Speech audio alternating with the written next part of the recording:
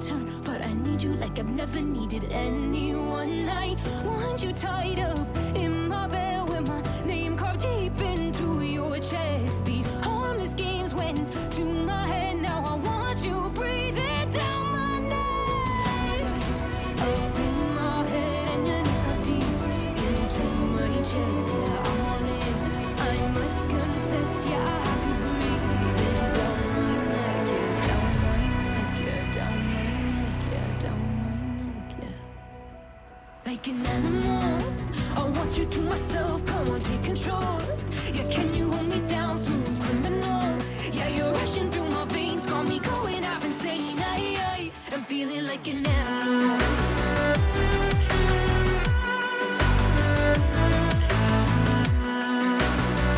Got me feeling like an animal. La la la la la.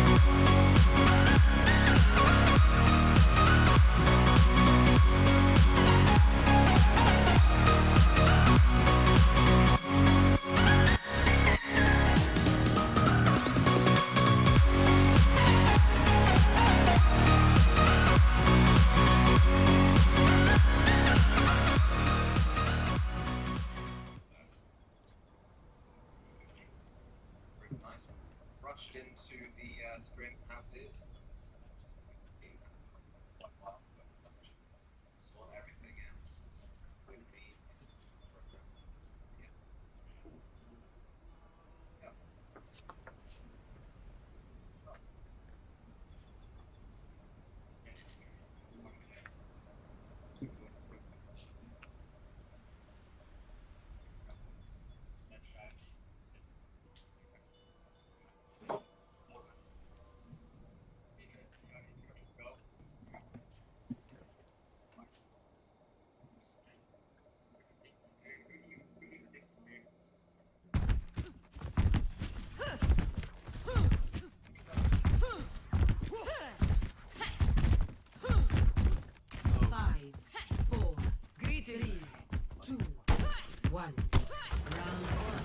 Capture the objective.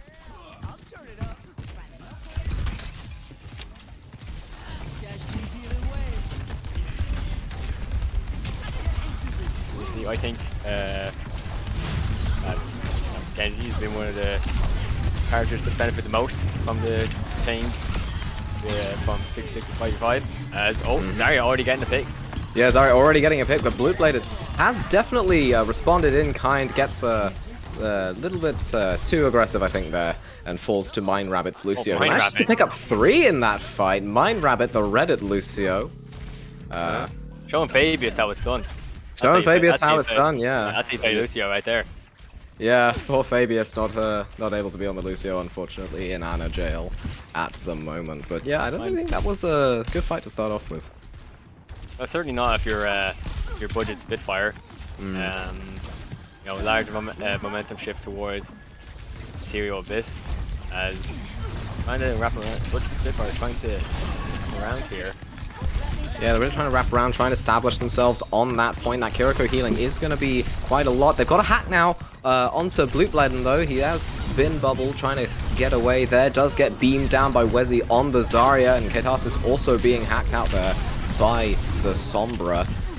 Not quite as much follow-up onto the tank. They are a lot harder to kill nowadays, now that they've got 2 healers focusing instead of just 1. That being said, they are dropping very, very low. Juice Box, though, trying to pick off Wezzy there, but Mind Rabbit responding in time, kicking out Katasis from the lobby, and Frangipan just cleaning up there with a nice little 3k. Yep, again, another nice, clean team fight there by Ethereal. Buget Spitfire just not able to get much going. You know, in very similar team comps, it's just Ethereal Abyss, just that little bit better so far. Yeah, I think that one might be helping as well, is that people are more familiar with playing the Ana. Definitely Kiriko's a much newer hero, so it's definitely going to be difficult to try and extract all the value. Looks like we're going for a Nano Blade, though. Frangipan going in, finding Juice Box nice and early. Gets a second onto Zipper. Mind Rabbit picking up the final blow there, and Rowan in the background trying to get out Blue Blade on the Genji. A good hold so far from Ethereal Abyss. Yeah, very solid. Even just that last little push there by Ethereal, only using the bare minimum of Ocean Fire. As the hack comes in, they're going to go in again. Rowan! It looks like it's an ult dump from Ethereal Abyss using the EMP, the Nano, and the Grab, but it doesn't really matter just because it is last fight. The Sombra has to EMP this one to try and keep themselves going. Blue Blade not quite finding as much from the Blade as I think they would have liked. Rowan getting a bit of a Sombra diff there, and Ethereal Abyss taking the first map 100-0. I don't even know if that was just a Sombra diff. That was like a team diff right there. Yeah, man, like all those mirror matchups, it really just seemed like Ethereal was just clapping them, really. You know, Buget Spitfire were just on that particular point just really outclassed. Maybe not quite sure how proficient these players are on these picks. You know, obviously, you know, like you were saying, Kiriko, very new champion, or I mean hero. It's expected that is, you know, there's going to be a bit of shakiness when it comes to playing that character. You know, even Zarya was not always a particularly common tank pick in Overwatch 1. Has now really rose to prominence now in Overwatch 2, but you know, I can't imagine Zarya is high up on a lot of tanks proficiencies coming in from Overwatch 1, so I mean, it's definitely high on the proficiencies if you play a lot of double bubble. You know, used to bubbling the Winstons for the engages, used to really getting those beams going, and also Zarya's just a fun hero to play in ranked. You know, people People underestimate the power of the ranked hero pool versus the scrim hero pool and the tournament hero pool. You know, you can get away with a lot more in ranked compared to these sorts of environments where it's a lot more regulated, a lot more, you know, competitive. They're really trying to push the limits of what both teams can do. But it really feels like now more than ever, Zarya is really just capable of doing everything that you would ever want in a character. You know, can soak up a ton of damage yourself, can provide protection to key carries with your shield, and I mean, with how much focus now is on the tanks, she's pretty much always perpetually at like 80 to 90 energy.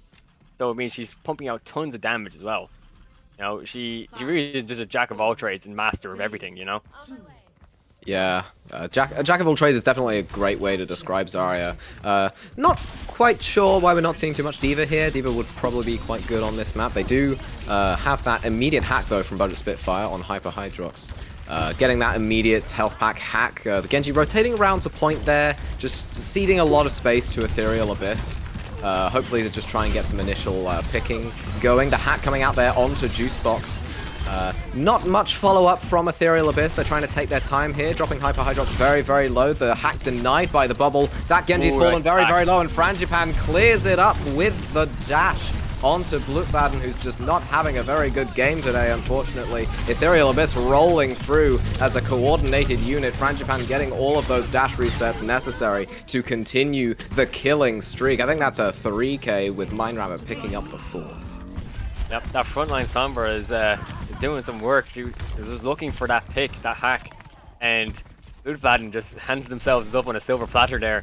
The second gate will go down. It's a fight is wide open for Ethereal to just run in. Blutbaden was able to get a pick, but they're not going to try and push that advantage just yet. No, the Genji's been really antied. He's going in very, very deep. I'm surprised he hasn't been punished yet. Yep, gets the punish there from Frangipan. The dash reset coming out there. Juicebox, though, finding Rowan very early, so a lot of setup for Ethereal Abyss has just been denied. The Zarya's dropped very, very low. They have to invest the beat in order to keep this fight going. The Ana has been hacked out in the backline, falling very, very low. The Sleep Dart only meets a teleporting Sombra, but Ethereal Abyss do manage to keep their point ticker going. Yeah, again, there we go. Wezzy on the Zarya just blowing through the rest of Buget Spitfire. Rowan gets caught out trying to get a sneak flank there, but not expecting to go down this alleyway here.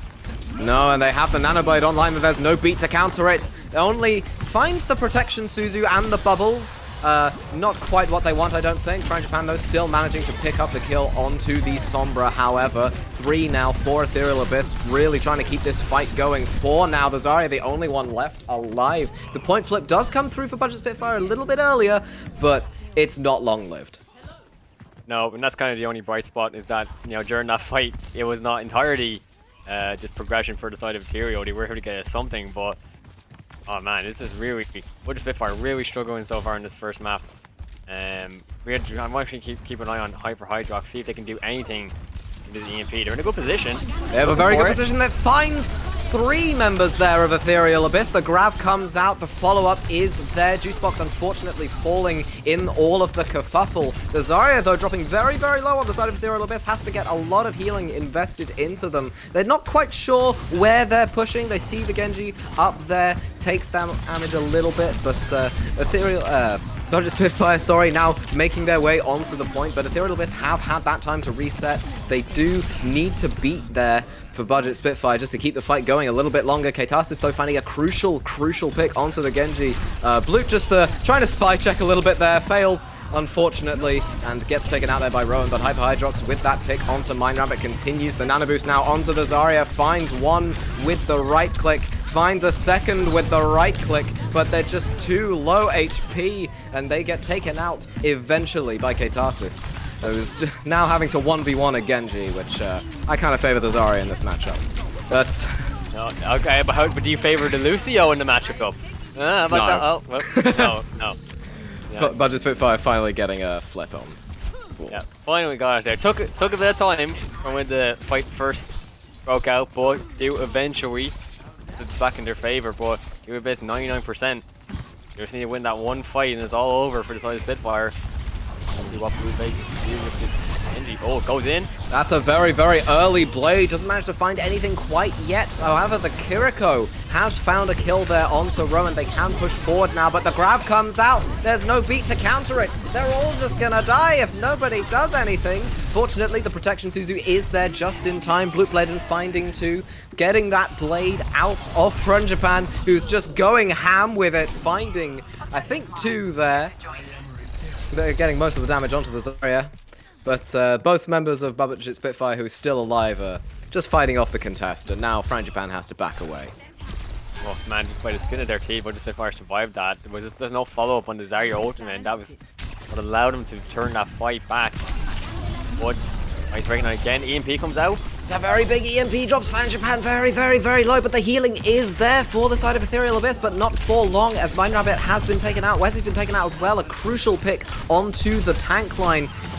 Ethereal Abyss are going to really have to pull something out of the back here, and it looks like they're going to try and do just that. Frangipane finding that melee kill onto Juicebox. Everyone on Ethereal Abyss strapped very, very low. They aren't quite ready to go for a full push yet. They might want to get this EMP off. Here it comes. It finds three members of Buget Spitfire, both of them falling down. Two there for Frangipane and Rowan, respectively. The Zarya still alive, though, so it's still winnable, as Wezzy has just now demonstrated. The nano boost coming out, the hacks coming in, and Wezzy's just left-clicking and beaming down the side of Buget Spitfire. This is a disaster for Buget Spitfire. Now they've just given away the overtime. Kiriko's the only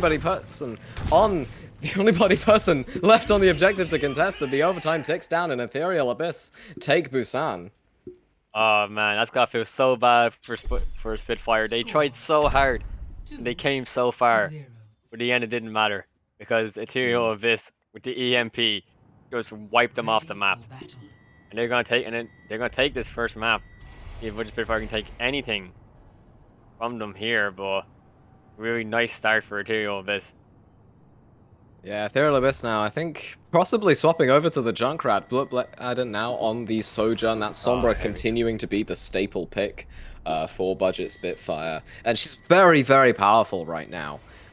She can just melt various squishies if they're caught too far out of position. And even if you do catch the Sombra out of position, she can just TP away. She's gone. Goodbye. Really, reducing that Sombra's uptime is going to be the key for Ethereal Abyss to get the dub here. Yeah, I think a key thing is mobility.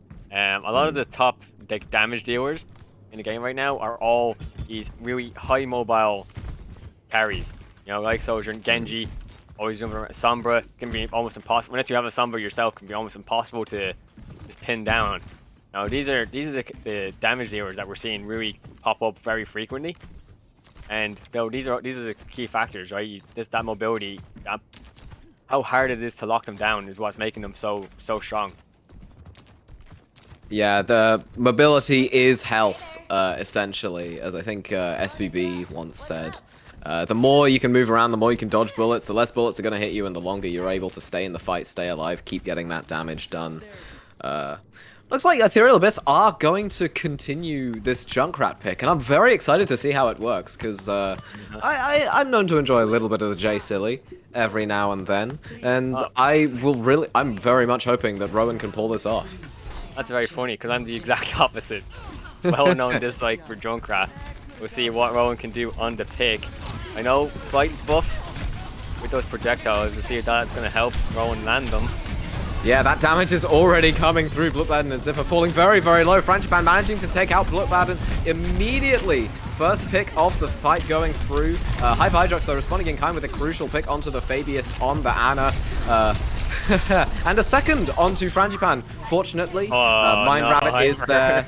Mind Rabbit is there to get those headshots in, get that melee. And there's only so much that a Sombra can do when playing against Ethereal Abyss. And now they're going to be trying to taxi the roster back. And sports do too much damage. And these are those, man. They're all DPS players. Moira DPS players, Zenyatta DPS. They're all DPS players. Forced to play support. That's all it is. Yeah, they choose to play support, I suppose. The Fabius now getting hacked out. The Kiriko nice assist by Rowan. Oh, that's not enough Oh. there. You're only invulnerable for a short time, matey. Rowan getting a lot of spam damage there, allowing 2 picks to come out for the side of Ethereal Abyss. Juicebox finding Rowan, though, with the sound wave, but Wezzy is just there to clean up with that very, very high charge beam. Finds 2, almost finds 3, if not for the translocator of Hyperhydrox. Yep. And Oh, never mind. Yep, never mind. Yep, they found him. It's pretty easy to nail him down when you know exactly where they're going to go back to. Well, that was a really nice flank by Rowan. Got so much damage on the backline just by jumping up behind them. Does have that ult. Oh, are they gonna wait? They're gonna wait for him to walk around the corner. Oh, here it comes. Oh, And no. as soon as you get there in time, yes, it can. Zipper's dropping very, very low, though, and it can't save them for long. The first pick of the fight coming out onto the Kiriko. Frangipan getting 2 as well, forcing Buget Spitfire back into their spawn. Oh, this is a disaster for them. Yep. That Junkrat ult was actually a bait. That's what it was. It was a bait for Fran to go in and just wipe them up. Yeah. The Genji Have to picks. use the bait. The Genji picks are really what can swing fights in your favor. You can get that kill, get that dash reset, get out immediately afterwards. It's just a very important factor. Yep. Trying to get the hack. Well, Fabius just decides to ignore them completely. Continues. That's the EMP to get off. Yeah, the Fabius. MP comes off. Only doesn't find as much as they would like. They do have a person disadvantage now, and I mean, Ethereal Abyss did very, very well to come back from that. Hyperhydrox, the only one left alive, contest the point, but not for long. As we zoom in onto the corpse of the deceased Sombra, Ethereal Abyss will take Busan, but for real this time. I can't believe they got away with that. Fabius actively just turns around and decides ignoring the Sombra through EMP, and they still lose the fight. They shouldn't have gone away with that. No, absolutely not. It's definitely been. I think you know, Buget Spitfire might have been having a couple problems with coordination and whatnot. You can see sometimes where they don't really know where they want to go and what they want to do, and there's just something that you kind of have to, you know, figure out as you go on. I mean, I imagine, you know, having your regular off-tank player trying to do shot calling is going to be, you know, a wrench in the works for most teams, wouldn't you say? Oh, I mean, yeah, for sure. You know, it's a very tough role to take on, and it requires a lot of just like knowledge of the game and just of how you need to, you know, try and fight with what you're going up against, and you know, a lot of like off the cuff work that's required. And for someone who's not used to that kind of role, yeah, it's very tough to adapt, and we're seeing that there. You know, like you said, real struggle to really fully, you know, connect with what all their ultimates that they were trying to use, you know, especially with the Sombra. You know, when you're picking that Sombra, you have to have that, you know, connection. You need to have that communication to make it work. Otherwise, it just falls flat. And you kind of saw it there. Ethereal Abyss just nailed it with every engage that they had. With the Spitfire, very hit or miss. So. Yeah, I think some of the times that Ethereal Abyss were losing fights was down to lack of coordination on their part. I remember the grav specifically on downtown. You know, it was a huge grav, but they just weren't quite able to follow up on it as much as they might have liked, and it ended up ceding the fight to Buget Spitfire. Yeah, and you kind of even saw it a few times where sometimes, you know, even though Buget Spitfire have the advantage, they were scared. They were scared to try and push it. You know, they weren't quite fully sure whether it was a time to push their advantage or sit back and wait for a response. You know, and that will cost you. You know, you have to be fully assured of what you're doing. You know, and you need to, as a team, know exactly how you're going to approach these situations. You know, when you get that pick, you know that you're going to push your advantage, take a fight, and or otherwise, yeah, you know, altogether pull back or whatever, go to the objective. You know, and we just weren't seeing that on that first map. Yeah, you definitely need to be decisive in the heat of the moment, and I think in terms of tanking, the best you know, advice that one can give is that even if you make a bad decision, it's still a decision, right? There's nothing worse than a tank who's just indecisive as to what they want to do, and if they can communicate their bad decision to the team effectively, it's not a feed, it's a strategy. Okay. If everybody feeds at the same time, it's a push. Tactical inting. That's Yes. what that is. Tactical inting, of course. Trying to get that support ult charge a little bit higher. Oh yeah, that's what it is. You know. Yeah.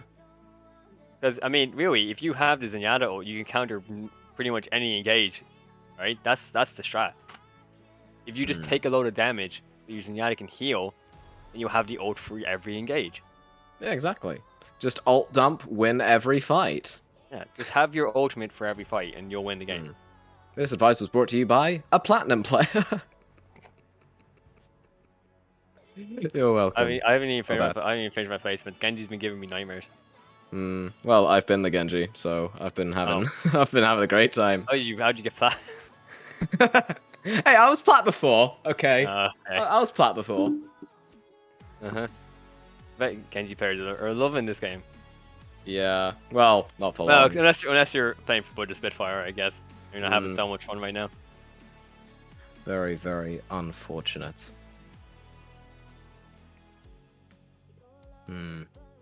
I quite like the Buget Spitfire logo. There's a lot of intricacy to it. I mean, first of all, I cannot confirm this, but it definitely has the vibe of something that was made in MS Paint. And, it's budget. MS Paint is a free program. You can't get more budget than MS Paint. And you'll notice if you look closely, they've spelt London with a U, which is a bold choice. It's very artistically motivated, I think, just to really kind of continue to communicate this idea of budgetary constraints. I think that's so they don't get copyright claimed. That is also so they don't get like a lawsuit from the actual. They're on a budget. Spitfire. They can't afford to take that case. They can't afford the lawsuit. They can't. It's too much. But you're right. It does look like something that someone has drawn up within 5 minutes. It's fair. To be fair, it's fairly accurate. Yeah, it's very. You can tell that it's Yeah. an imitation of the London Spitfire logo. I think if you were stood really, really far away and squinted a little bit, you'd go, yeah, that's the London Spitfire logo. Yeah. I mean, think it's the goal. You have to really squint though. Yeah. You can't quite match. You can't quite get the geometric accuracy in MS Paint. I don't think. No. And maybe they're in a rush. Maybe they only had like 5 minutes to do it. Maybe. Who knows? Like that U. Maybe it's because they didn't have time to finish the O. Maybe they just forgot to cap it off. Yeah. They forgot to give the O a hat. Yes.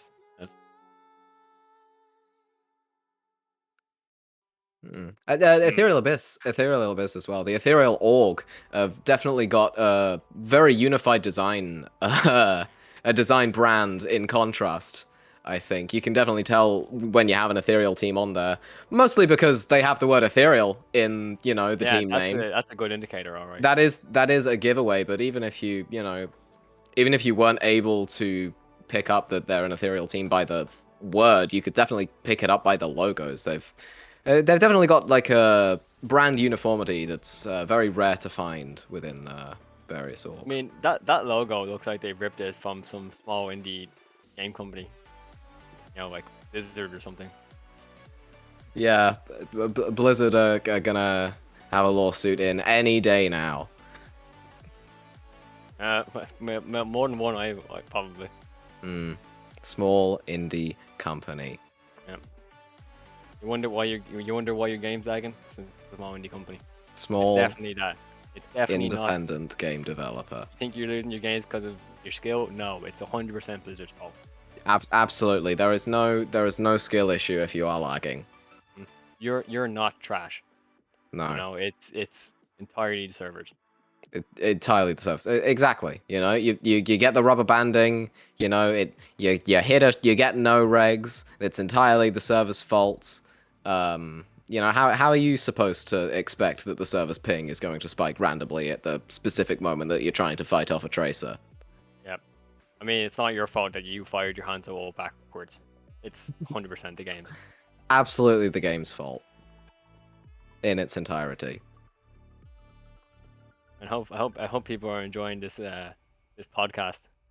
Yes, I hope everyone's enjoying this podcast that used to be a Overwatch stream. Now it's just Nightmare and Funky Monk just chatting and trying to fill the space. Yep. We've now gone over servers. We've gone over each team's logo. Mm-hmm. What else do we have? Okay, let me present because when I last was casting with Geo, Mm-hmm. Geo says that Midtown is the new Kings Row. What are your thoughts on that? I think that Midtown is not the new Kings Row. For the specific reason that when it came time to make a successor to Kings Row, they called it new. They did the, opposite of a king, which is a queen, and then instead of calling it a row, they called it a street. And I think that's where you get New Queen Street, Mm-hmm. I think that's the origin of that.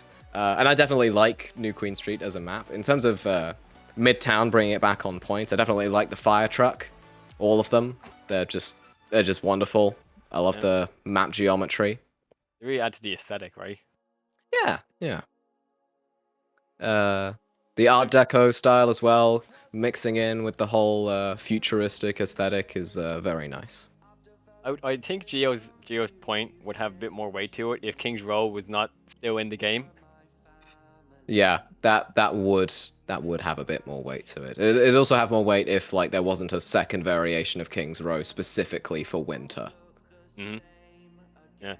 I mean, Geo was full of hot takes that stream. Geo is definitely full of hot takes.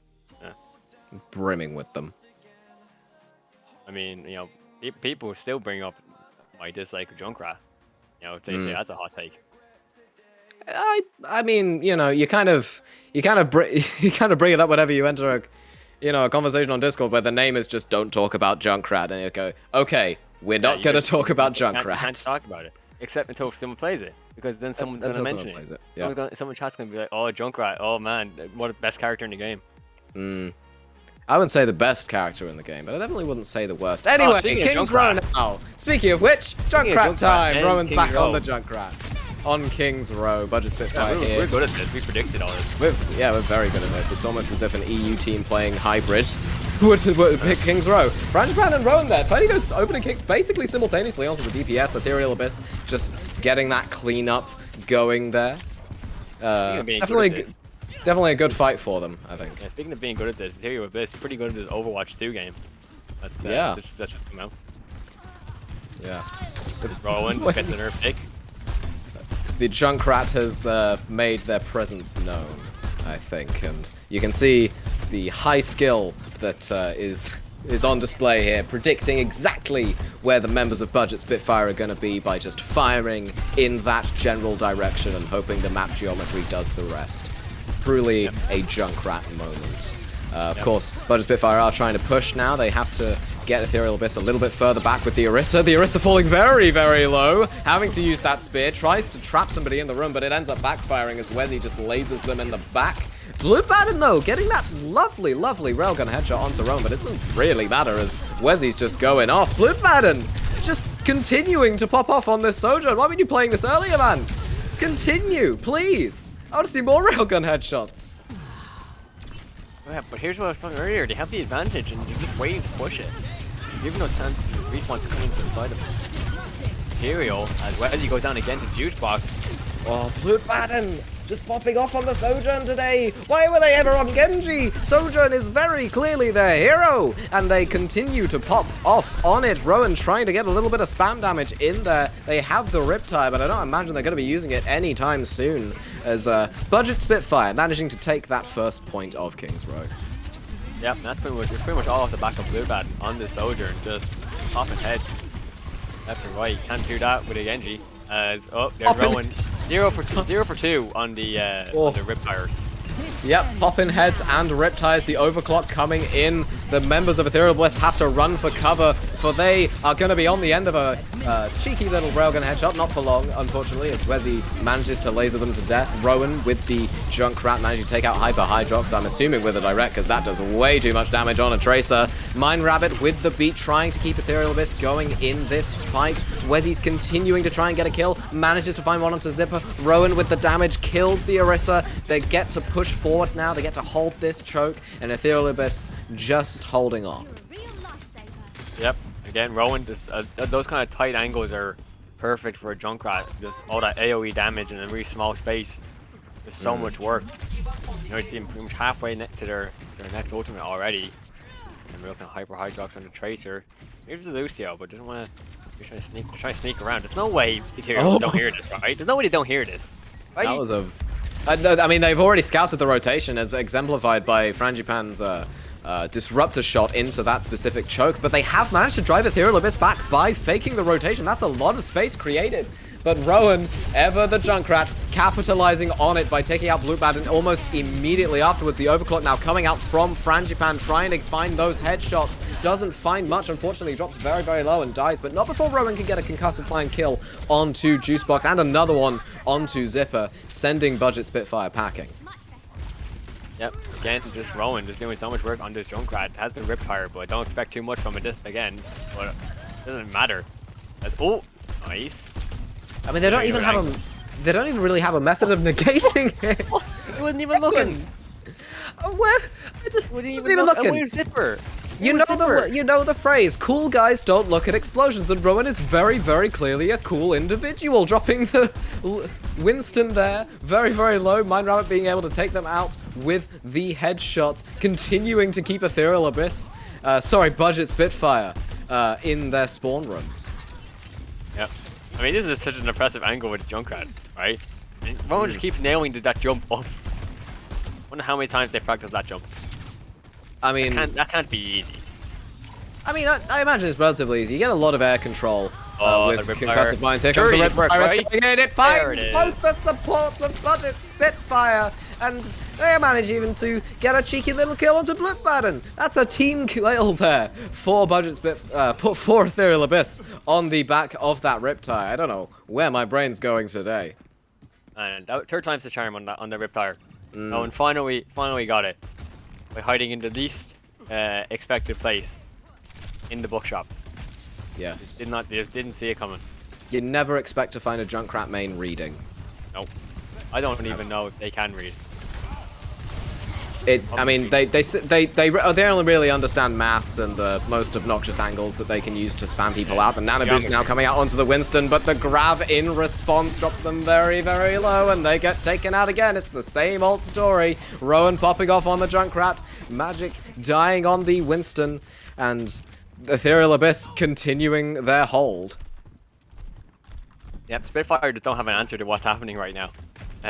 This Rowan is just pumping out unadulterated amounts of damage.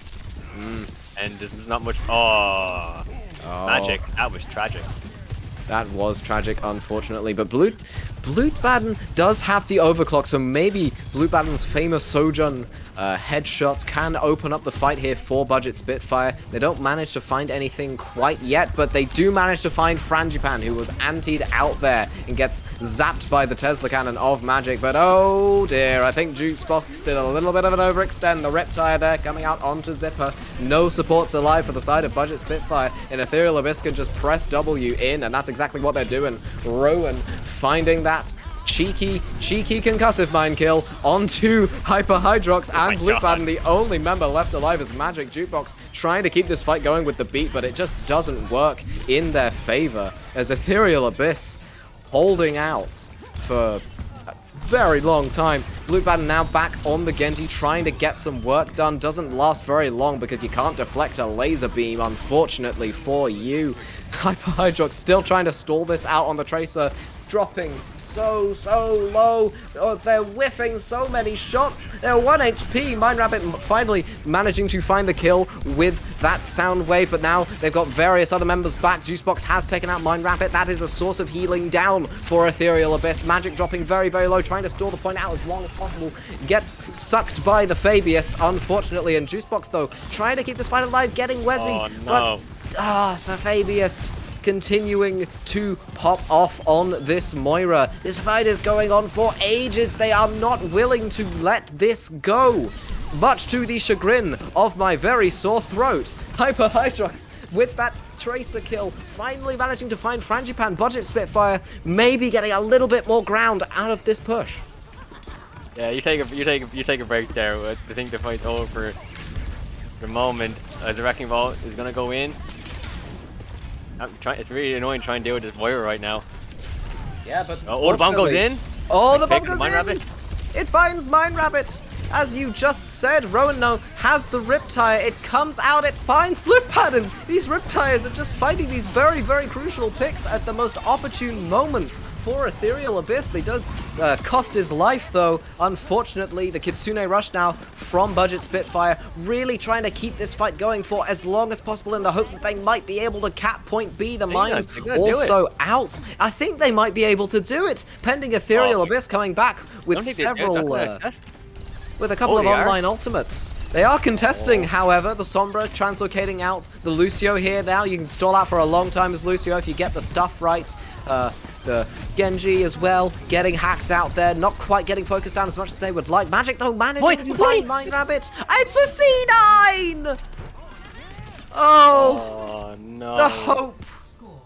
The hope that was built up by Buget Spitfire dashed rather expertly as their parent org comes rearing its ugly head with a Cloud9er.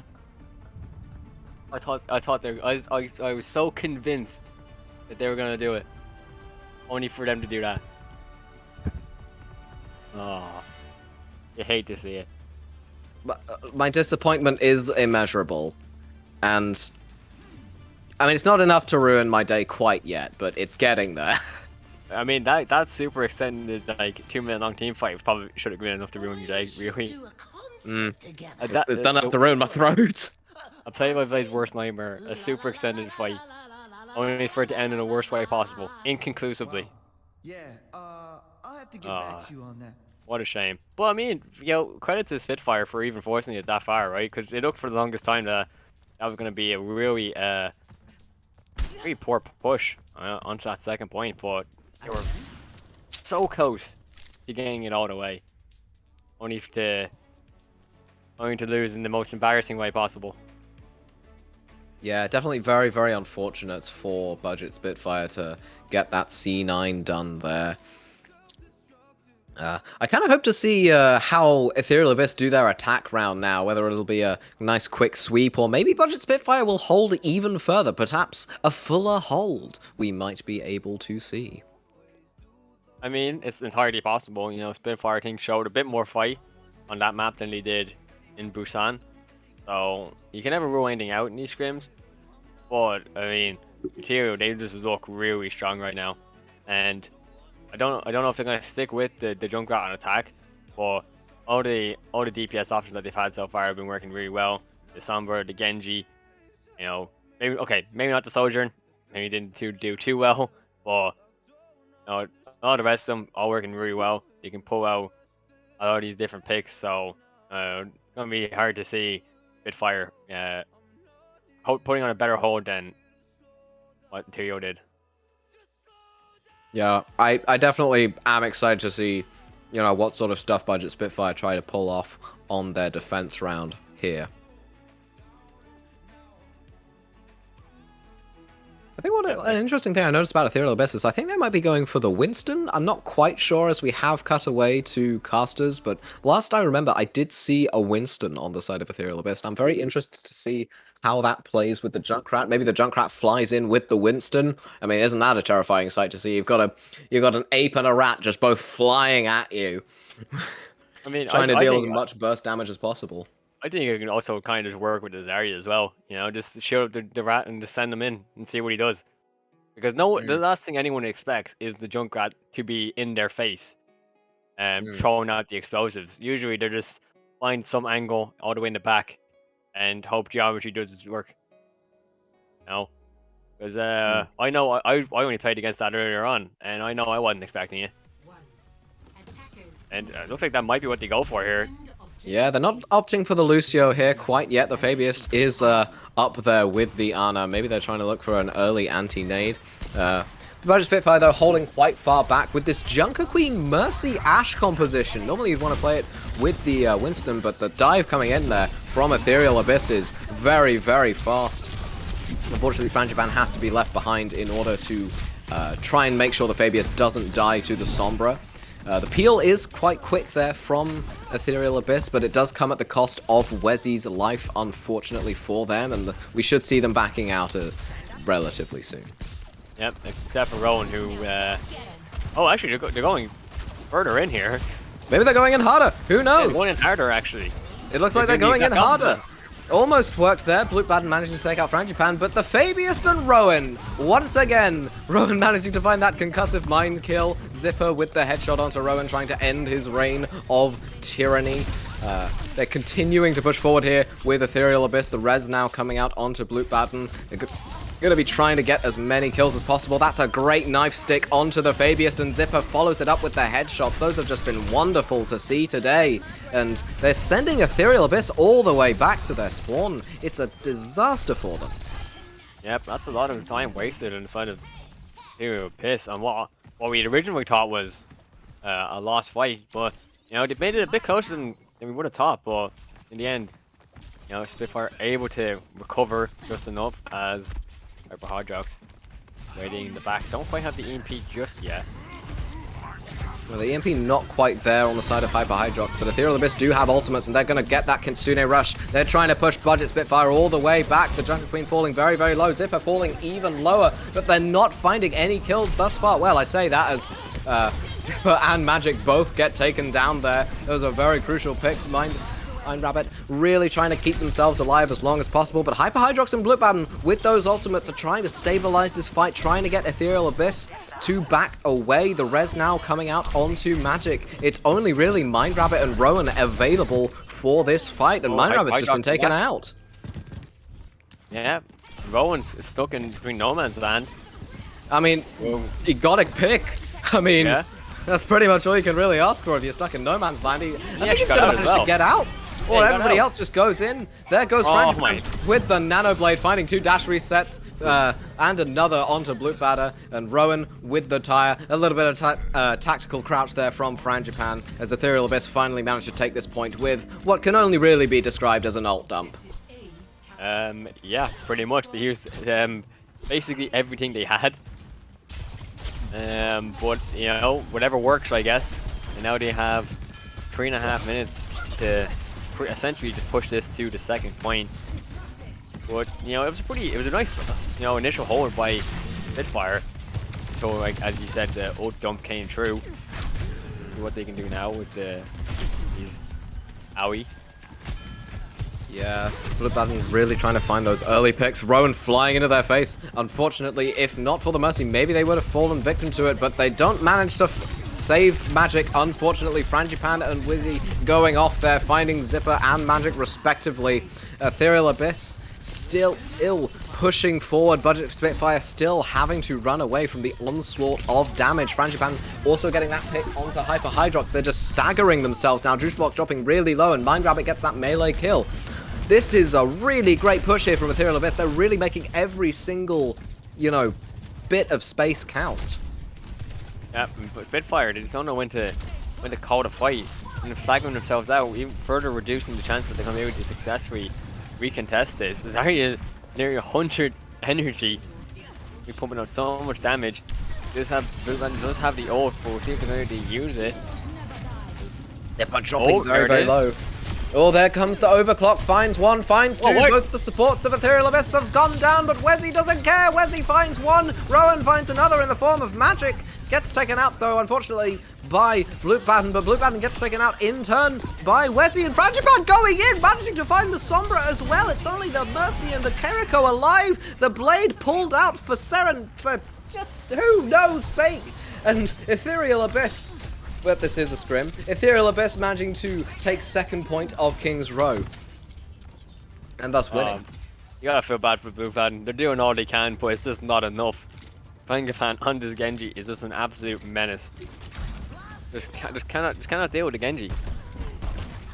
Yeah, the Genji from Japan has definitely been very, very strong so far this series. And I mean, look at the ult banks as well. Ethereal Abyss have 3 ults to work with for this next fight, and there's a Nano and a Grab and a Riptire on the table. Oh, they have to grab the Hydrox Riptire, that's all they need. Hyper Hydrox, what can they do with the EMP? finds 3, apparently. The grab Oh, there there's going the out. Riptire. Oh, Rowan. The Riptire from Rowan finds 2 yet again. But that early EMP from Buget Spitfire is really helping them secure this fight, much to the chagrin of Rowan, I would imagine. I think Rowan's pretty happy with that. They'll probably take that, honestly. Another old tad to the highlight reel. Yeah, another tie for the highlight reel. Another pop-up for the montage. Let's see. Oh, nice hack.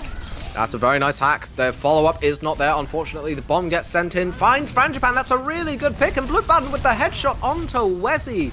The defense is going very, very well. They've taken out the tank and they've taken out the Genji. If they drop Rowan very, very low, they're trying to force him off of this high ground before he can kill someone. And they managed to do just that by taking him out. Yep.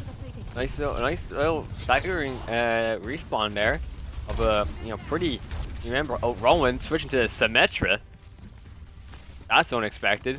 Rowan just I think they're gonna TP to the high ground. They could. Nice sleep there, Fabius. We saw that Yeah. on camera. Caught in 4K. They TP to the high ground, but they leave the Zarya and the Symmetra behind, trying to force this Diva away. They drop to half HP, but they don't get taken out. Hyper Hydrox just popping off, along with Blutbaden with those railgun headshots. Those oh so good railgun headshots that we've come to expect from this chap. Unfortunately getting slept out there by the Fabius, but they've already won the fight at that point. Yeah, I've seen better sim TPs. I'm not gonna lie. Not entirely sure I've seen worse. Oh my god, Blue. Very close to going down there.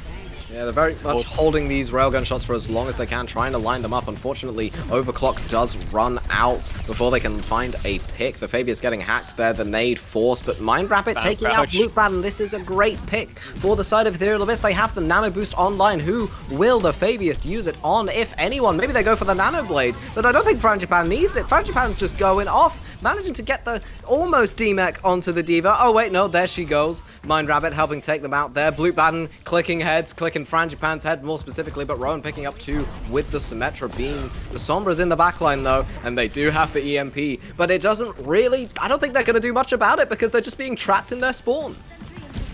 Yep, those turrets are going to do so much damage just that they're trying to walk out of their spawn doors. There's not much that they can do right now. Oh, here we go. The ultimates now coming out for the side of Ethereal Abyss. The Nano going on to Wezzy, and the beat coming out for Mind Rabbit. They managed to take out 2 with the aid of them. Rowan popping off on this Symmetra. Frangipan with the blade finds Blutbaden on the Widowmaker. And I think that's all she wrote here on King's Row. Ethereal Abyss, take the dub. Rowan's on a mission to play all the lowest win rate DPSs and the scrim. I think Rowan is a silly hero specialist. It's working. So I mean, it is definitely working. Can't knock 'em.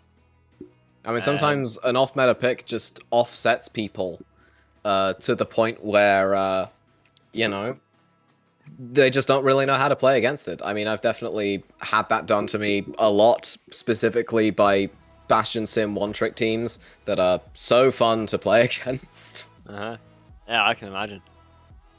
I mean, now you mention it, if we don't see a Bastion at some point from Rowan, I'm gonna be disappointed. I mean, that'd be very impressive.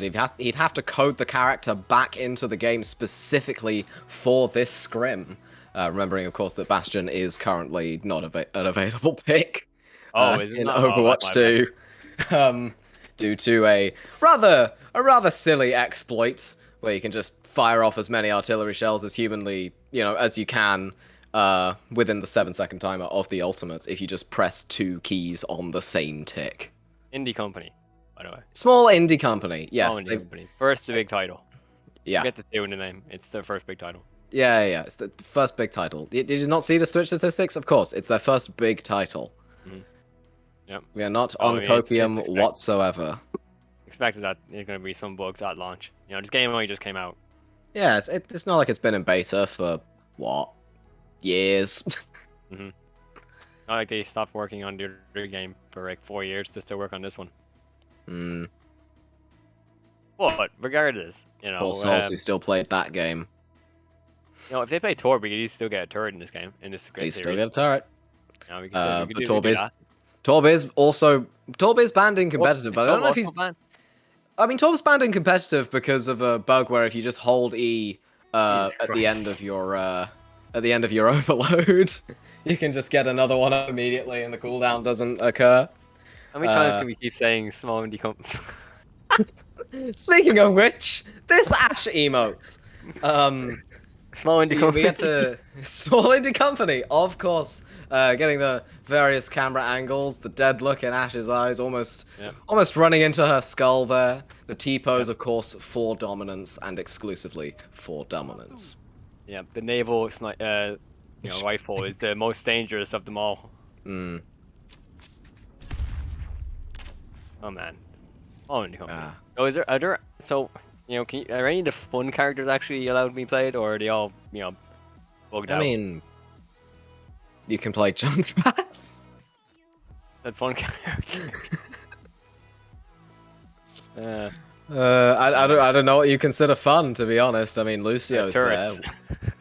I mean, you can play Sim. Bob, I guess, is technically a turret, if you're willing to stretch the definition. I mean, that's only if you can land your shots with Ash, though. Yeah, but I mean, that's what Dynamite's for, really. AoE, perfect. Yeah, you don't have to hit it dead on. You just have to hit in the general area. Just like Junkrat. Yeah, there we go. Man, we're great at this. We're so good at talking about the video game that we play. Always bring it back around. Constantly. Fun times. Okay, It looks like we are gonna. Here we go. They're playing the Winston now on the offense with the Genji Sombra. Definitely one of the most stronger DPS lineups that you can have. Hyper Hydrox, though, immediately being found out and getting taken out, unfortunately, by Frangipan. Got a little bit too aggressive there with the Translocator. And I mean, there's no reason Ethereal Abyss can't just push out. And they are doing just that with the aid of Mind Rabbit, who's gone way into the backline, trying to take out this Kiriko. I don't think it's going your way quite as much, but the hitbox manipulation is almost enough to avoid Hyper Hydrox's Uzi and hack. And now Ethereal Abyss have to back off, but they don't have the aid of their Lucio to back off with them.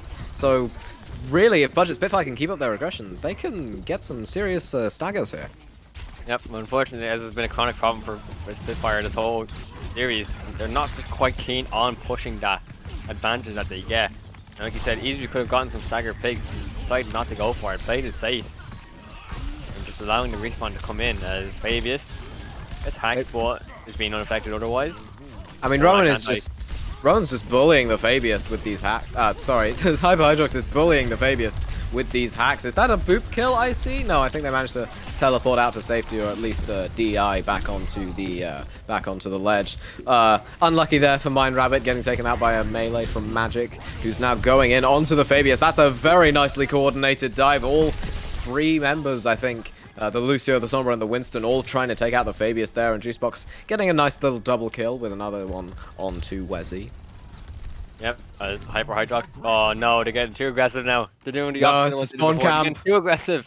It's the spawn camp. Oh no, they tried it, and now they've lost two of their players. Magic tries to jump out, but gets hacked midway through. Have to jump out again after the 1.5 second cooldown lockout timer has ended.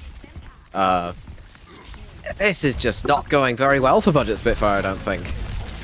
Nope, they just flipped up between being too passive and being too aggressive. Oh, in goes the grab! It finds two, but it also finds the beat of the Juicebox, who has to use it to keep themselves in the fight. Hyper Hydrox again with this opening pick onto Mind Rabbit. Is the Zarya going off of the map? They're not going off of the map, but Bloodbladen has taken them out with the dash. Now the Frangipan Nanoblade takes out one. Doesn't find the second, does find the second in the form of Hyper Hydrox, but the Genji on the other team is getting kills too. Yeah, but it's the Genji off, but I think it's Blue Bat. There we go. Getting the best of it. There we go. There's the Genji diff that we've been waiting for this entire series. Yep, it's finding me on the side of Blue Bat. Yes, finally. Wezzy now on the Diva, the hard counter pick to Winston if you're really into that sort of thing. Dress forcing Buget Spitfire off this point. They have to run away now? I think they have to run away now. Oh, man, Spitfire just can't get anything going. Even when they win the fight, they still lose. They just can't catch a break. Yeah, but they do have that Kitsune Rush, they have that EMP, they have the Blade as well online. The D-Mech comes out there onto Wizzy. The beat having to be used from Mind Rabbit because of the Blade coming out there. The dive is just so thick and fast from Buget Spitfire. And they don't even have to worry about their support being taken out because they're all there. They're all going for these dives. They are all in on these one targets, and that's just letting them take the point. Yep, finally able to secure that point after what seemed like 3 fights in a row. They were winning. Finally able to cap that point, and now, you know, Ethereal getting a bit too aggro, losing. Yeah, staggering themselves. They're stalling cart. They're stalling cart, you know. Well, I don't think you should be doing that when the cart kind of stalls itself with waiting for the door to open.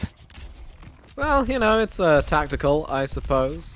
Buget Spitfire now having that EMP online. They use it, finds 3. The Fabius, Frangipan, and Wezzy all affected. None can be taken out, though. The target focus just isn't there from Buget Spitfire, and they suffer for it as Rowan takes out 2 on the Sombra. Maybe tries to find a 3rd on the form of Juicebox that gets followed up there by Frangipan. The Fabius now rotating to high ground, just sort of vibing. Yep, what he's most known for, really. That and shit talking our teams, but you know we'll ignore that one for now.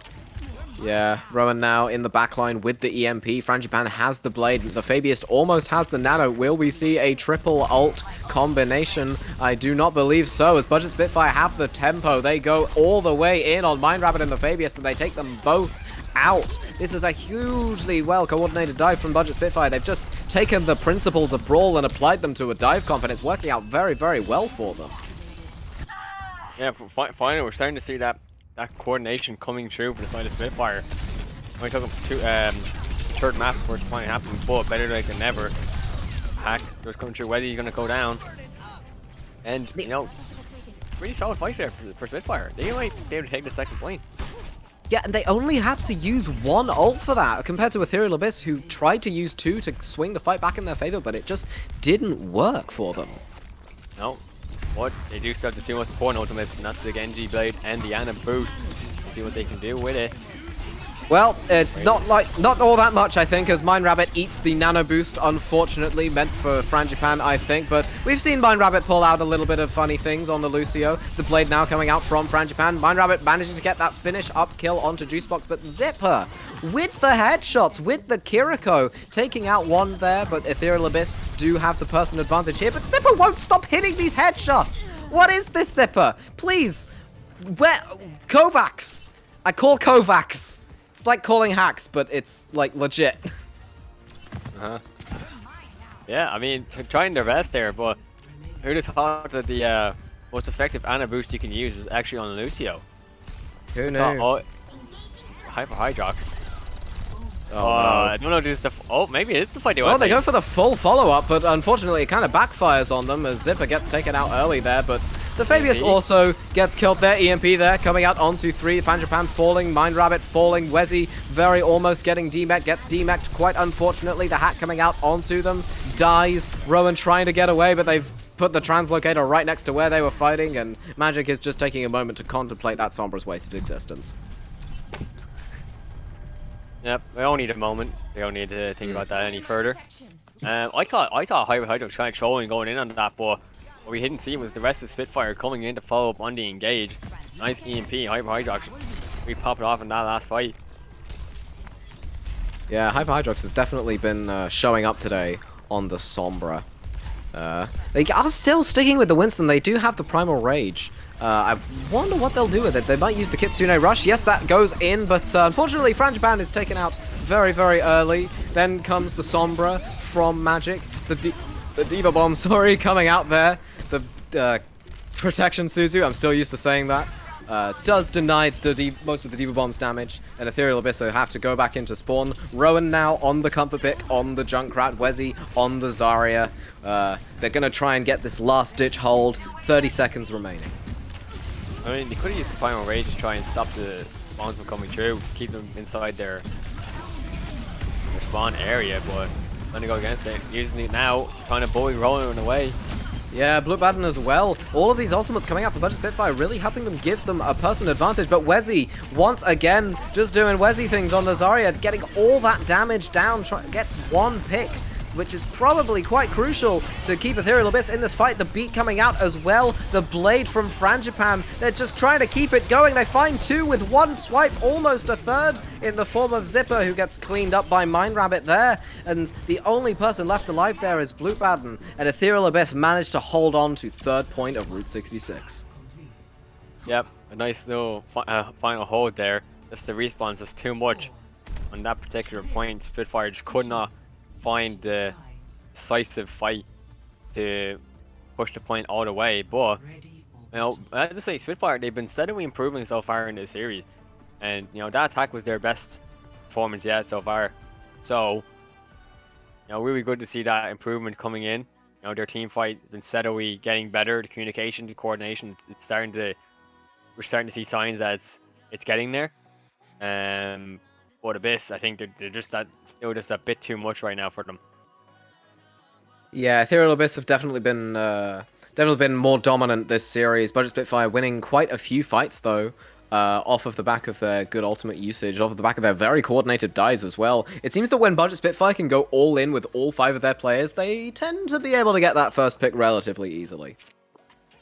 Yep, and I mean they have the perfect comps to do that. It's just you just need that coordination there, and that's why it's been working now in this first few maps. It's been working now on Route 66 as opposed to when he first tried it out on Busan, when it just wasn't quite there yet. But now they've been getting better, like I said, and that's why they're starting to win more and more of these team fights as this series has gone on. Yeah, I think they've definitely improved thus far. It'll be interesting to see maybe if they can get another map win maybe today if the defense goes well for them, but they can't really go all in on defenses, unfortunately, as that tends to leave their backline very, very open, unless of course they play Kiriko and just go all in. Again, I'm saying all in a lot. I'm tired. Yeah, these fights have been long. They're taking it out of you. You mean late nights playing Overwatch too? No, that's. They're already in game here. Looks like they're sticking with virtually the same comp, except Spitfire going with a Mercy again. Yeah, Spitfire going for that Mercy Ash. Blue Baden definitely has a lot of hit scan prowess, but I love Ethereal Abyss's comp. I don't know what they're trying to do, but I mean, I hope it works. I mean, it is working, because Frangipan on the hands, I managed to take out Blue Baden. The res comes through, but Rowan with the Junkrat takes out Juicebox almost immediately after the res comes through. Magic, though, does manage to get that Tesla cannon kill onto Rowan, but Rowan is not done yet. Even in death, he still manages to find some random kill onto Zipper. Oh, the poor souls that have to play against Rowan's Junkrat. Yep. I mean, what can you do? Even when you kill him, he's still getting picked. How are you supposed to fight against that? I mean, it's just invincible. Honestly, just invincible. Even if you die, it's just madness, really. Rowan again with the opening pick onto Blue Baden. Maybe they try and go for the rest there. Rowan's just in the backline of Buget Spitfire, gets punished by Zipper, who has been very consistent with these Kiriko kunai headshots. Juicebox getting that res off. But unfortunately, Frangipan has Storm Arrows and a Discord Orb and manages to take out Magic very, very, very quickly. All the members of Buget Spitfire falling very, very low. Maybe not so much, unfortunately, as Ethereal Abyss have both of their supports been taken out, but Frangipan doesn't want to lose the fight yet. Unfortunately, does get taken out there by Zipper, and Ethereal Abyss do have to back off. Yeah, finally Spitfire able to get some sort of defense here. Right at the very edge of losing that first point to Abyss, but able to clutch it out right at the end. See how much longer they can do that for. The Juicebox does have the ultimate. Zipper will get there soon. Oh, ultimate actually coming soon. Oh, but Juicebox goes down. Oh, And so Rowan excited. gets the trap kill! Oh my How does he God. keep finding these? Where do they come from? Rowan continuing to get these picks with the trap. The tire comes in, and it only finds the bubble, unfortunately for you, but that was very, very close to being a double kill, and it's just enough to let Ethereal Abyss cap first point. It's astounding that Rowan has more kills with the trap than he does with the Riptire. It's insane. I don't even know how that's possible. The situational awareness on Spitfire is lacking right now. I mean, you'd think you'd be able to notice a giant bear trap sticking out of the ground, but apparently, apparently not. No. I mean, that's what happens. Zipper's been going forward Yeah. too much that they're not paying attention to, not looking at the ground. Yeah, I know. I mean, of course, the one place that you want to be looking in a first-person shooter game is the ground, obviously, because then it really takes more aim to try and hit those shots. Frangipane dropping very, very low to the Ash of Blutbaden, who has been getting the very diligent pocket from Juicebox, really trying to get those opening picks for their side. But Ethereal Abyss just still having to, still pushing forward with Ezzy still on cart, contesting out as long as possible. Frangipane unfortunately dying to Hydrox, but Mind Rabbit, it's their turn to get the Kiriko headshots, and they find one onto Blutbaden. Kitsune rushes out for both sides. Blutbaden gets rezzed once again by Juicebox, and Zipper with those knives is still finding picks very, very consistently. Blutbaden still trying to keep things going. Zipper managing to find Rowan again. These knives are just so good for Zipper at the moment. I could never. Magic being taken out there by Wezzy, finding another one onto Zipper. Maybe Wezzy can swing this fight. Unfortunately not. Buget Spitfire continue to hold. Yep, but it's getting real dicey for the side of Spitfire there. These fights, the only thing that's really winning it for them is just how prolonged they are. The respawn's coming in faster for them than they are for Ethereal. And we look at Frangipane does have the ult. That's unfortunate for Hyper Hydrox. They're going to have to replace that Translocator or get found out and killed. But Blutbaden with that initial pick onto Rowan. The EMP comes out as well. They're all in now. Zipper finding that headshot once again. Zipper's just so consistent with these kunais. That's a very, very quick team wipe there for the side of Buget Spitfire. Very efficiently done. Yep. It's not using any more ult than what required. The Magic still has that primal rage. And just buying themselves some time. You know, they had a pretty solid push onto that third point. Pretty much forcing you to have to get it all the way to win this map.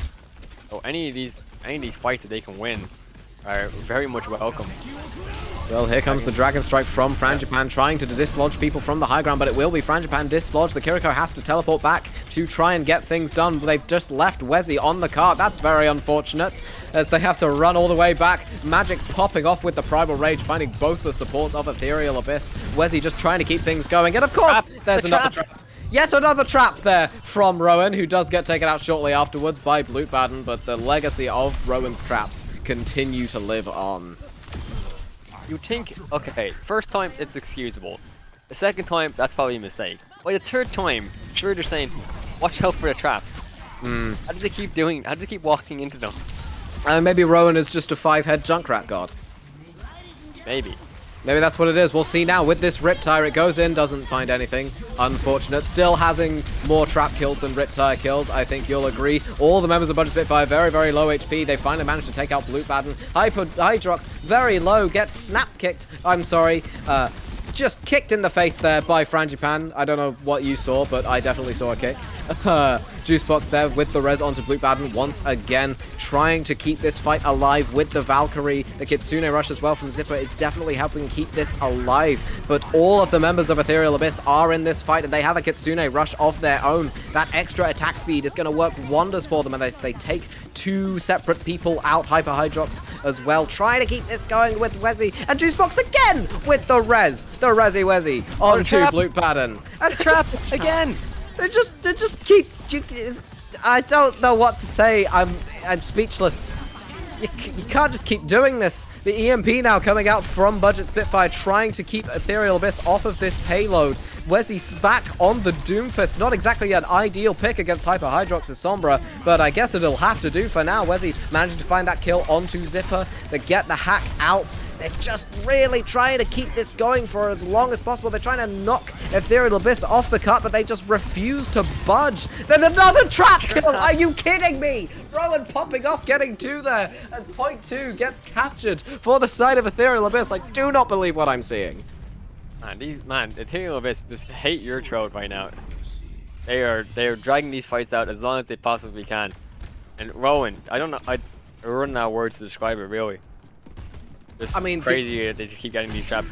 The ankles of Buget Spitfire are probably not exact. Oh, thank goodness they finally found one. They finally found one. Round of applause for Buget Spitfire. That's character progression right there. That is character progression, most certainly. They now have a couple of minutes to push this point. The Winston gets pushed off of the high ground, has to jump back up to escape. The Fabius now with the Coalescence might be able to get something done here if they go for a very, very aggressive push. Of course, on the flank, there's the Kiriko and the Junkrat just having to run away there. The Junkrat does have the Riptire. Will they manage to find a kill with it? Who knows? The Bob goes out onto the payload, drops very, very low. Speaking of very, very low, Juicebox's HP just almost getting killed there. Rowan managing to take out the Bob there, but Blue Baden is not done yet. The hit scan aimer definitely getting a lot of things done. Rowan there with a concussive mine onto Hyper Hydrox, who's just been so lethal with these concussive mines lately. I am pausing my speech very consistently. I apologize. But Rowan's just been very, very consistent on this Junkrat. As you can see him flinging mines,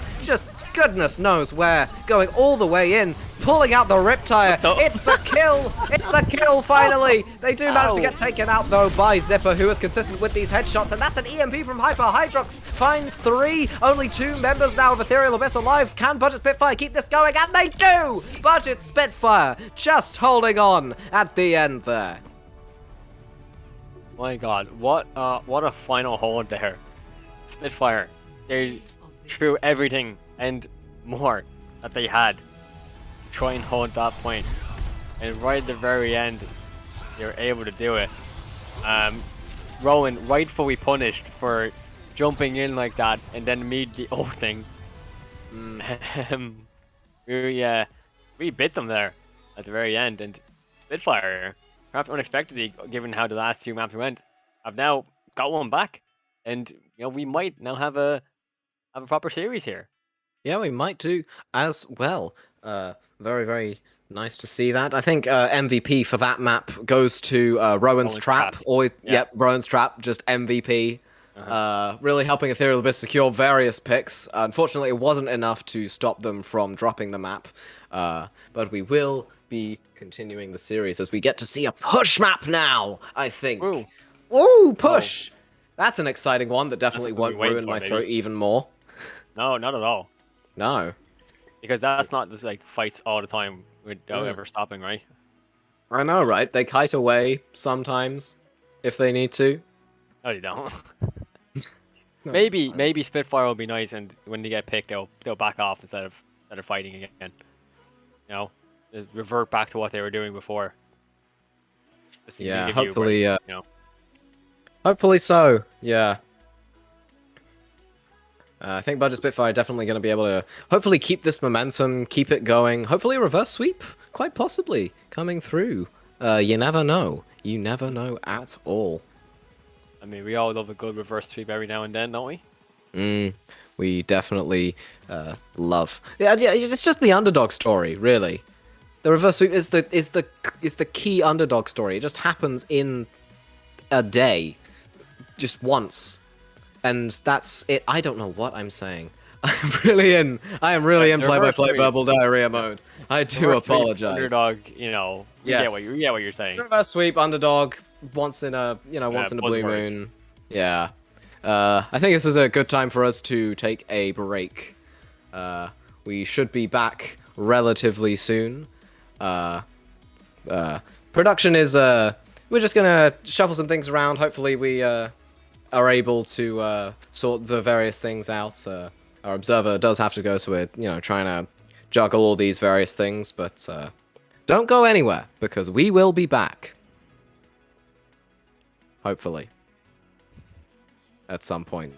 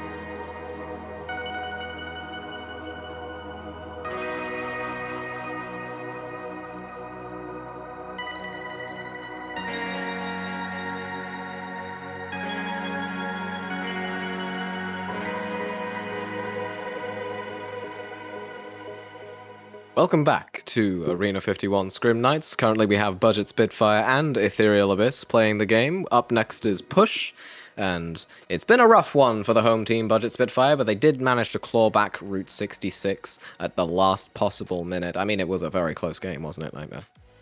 Yeah, I mean, very close. They went down to the very edge on both attacks, and Buget Spitfire were just barely able to edge it out. And now they've brought the stage back 2-1. Now, a reverse sweep on the cards. You never know. We always like a good underdog story, as you were saying before that brief intermission. So, I mean, it's fully capable, right? I was saying, like, there's been a steady improvement from Spitfire over each map. So it's not surprising that they were able to eventually take one. So we'll see what they can do now, whether the momentum is fully on their side, or if, you know, Route 66 was, lack of a better term, a fluke. Well, we shall see going into Esperanza, as Buget Spitfire is looking to take a very early control of the cart. They've got that corner on lockdown, fortunately for them. The cooldowns coming out from both sides. Mind Rabbit dropping very, very low. The bot now unlocked, but Buget Spitfire really have to get in there in order to win this fight. They really have to get those picks, and they have done so, as Blue Baden has managed to take out Mind Rabbit early. Wezzy, once again on the Zarya, just doing Zarya things, managing to take out... I think the new tank there, is that a Jungan? I think that's Jungan.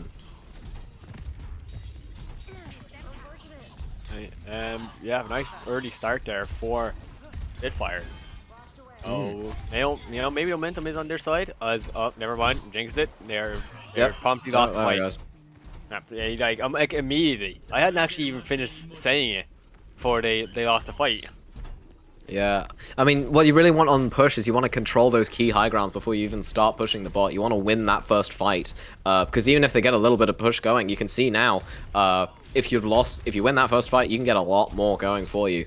Unfortunately, Ethereal Abyss have lost Rowan Sombra, so Buget Spitfire can just go in now for as long as they like, trying to find another hack from Hyper Hydrox, having to translocate out, unfortunately for them. Jungan now on the Zarya, trying to get something done, but it's Blutbaden, actually, who gets that first pick onto Mind Rabbit. Very good for them. Buget Spitfire now can just walk forward. Wezzy being taken out there by the right clicks of Jungan, and it looks like Buget Spitfire are going to be able to get some push progression going. Yep, Blutbaden and Jungan already working out very well together. When you first said Jungan, I was like, oh, who's Jungan? Was that a new character? I hadn't looked at the player names and realized that Magic had been subbed out. I was like, yes, man, Monkey Monk's gone crazy. They're making up new characters on the spot. I know. What would a Jungan be? Who knows? Buget Spitfire have 4 ults now. They can take this fight relatively easily. They've kind of trapped people in there. That's a big EMP to get taken out as a result. Zippo again with these Kira. Zipper! Save some aimbot for the rest of us, please. Managing to get 2 there with the Kiriko Kunai headshots. Zipper's just been on fire today, getting so many crucial picks with those Kiriko Kunai, as I think Buget Spitfire are going to move into butt scratch, which is what people call capping, as far as I know. You didn't just make that one up on the spot? No, I didn't make that one up on the spot. Okay, just check. That's a genuine... Zipper, I think, won that fight too hard, because Bloodbaden ended up wasting the Genji play as a result, thinking it was necessary, but Zipper just picking up the fight as he goes down again onto Zarya. Yeah, Juicebox really popping off on this Reddit Lucio. Blutbaden's just gone in, but they're supported by Jungan. This push round is going incredibly well for Buget Spitfire. The relentless aggression is really paying off for them. No, but Spitfire, they heard your cries over how bad push can be for a play-by-play's voice, and they're looking to end this real quick. Yep, thank you, Buget Spitfire, for saving my throat for now. The blade comes out there from Frangipan, and the EMP from Rowan finds one. The second coming in there from Mind Rabbit, who's just been, again, popping off on the Lucio. Both of these Lucios really specializing in the Reddit playstyle. But Ethereal Abyss now, 1 player left on the side of Buget Spitfire, and it is the Lucio, and they do get taken down immediately afterwards. Yep. You know, unfortunately for you, Ethereal Abyss are intent on dragging this out as long as they can. So, yes, you know, how dare they want to win their scrims? How dare they? How dare they? That's definitely what it is. Don't they know I need lungs? Ethereal Abyss pushing forward now with the 3 ults they have in the bank. They use one for the grab. Juicebox having to use that beat to stay alive. Zipper does have that Kitsune rush online. It goes through. Zipper finding that opening pick onto the Sombra, but fortunately Frangipan has got 1, got 2 on that Genji. Finding both of those kills is very, very crucial for Ethereal Abyss to try and keep that push going. All of the members of Buget Spitfire now just scrambling to try and stall this bot for a little bit longer. Jungan managing to kill themselves, going out in a blaze of glory and taking Mind Rabbit with them. Yep, didn't want to give anyone the glory of taking them down. But Ethereal Abyss now starting to string some team fights together in their favor. You know, starting to catch up on that progress. Let's see if they can keep it up. Bloodbath does have the ultimate coming up soon, along with the EMP. Looks like Ethereal Abyss are going to go for the cap, but not if Bloodbath can help it. The push comes in there for Buget Spitfire. Mind Rabbit falling very, very low on the Lucio. The grab comes out for the side of Buget Spitfire, and Mind Rabbit goes down again to another headshot from Zippo, who's just been crazy on the Kiriko today. Bloodbath pulling out the blade, managing to find Whizzle there, managing to get that right click onto the Moira. The blade from Frangipan, very short-lived, unfortunately. Only managed to take out Zipper before Bloodbath finishes the job, but they do bait out the EMP. So that's 3 used on the side of Buget Spitfire to try and get their forward spawns back. Yep, but the unfortunate part for Ethereal, they were not quite able to get that first checkpoint. Very on the cusp. It was good timing on that fight for Spitfire. Bloodbath goes down to the Sombra. Yeah, that Sombra picks have been very, very crucial in these various fights. Fortunately, Rowan has been hacked out, so maybe Hyper Hydrox might be able to finish this off. But Rowan does have the EMP for this ensuing fight, and they don't quite have the Genji with them. The hack comes out onto the Zarya. They drop very, very low, and before you can say bubble, they are dead. The skill orb as well, managing to find Zipper from the Fabiist. I think... I think that is a butt scratch. A certified butt scratch now from Ethereal Abyss as they manage to gain their forward spawns. Yep, that's the professional term. Yeah. A successful butt scratch there from... Yeah. Because of the animation that plays, you know? Scratches his butt. I'm not sure why an Omnic needs to scratch their butt. I'm not quite sure how an Omnic can itch, but who really cares? As we go into this fight, it's looking very even-sided. I say that as the EMP comes out, but Juicebox meets it with the beat. Hyper Hydrox is the only one falling low, but the grab comes out from Wezzy, goes to try and kill somebody, but unfortunately the protection Suzu was just too well timed. But the Fabiist with this coalescence is going absolutely ham, really trying to keep Wezzy alive, trying to get these kills going. They're rushing the bot away from Ethereal Abyss, and I think that'll be a fight win for them. They've denied Ethereal Abyss their forward spawns. Now the Fabiist having to run away to try and escape with his life.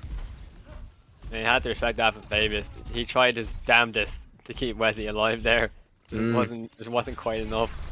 As Robot, he's just chilling. Okay, there we go.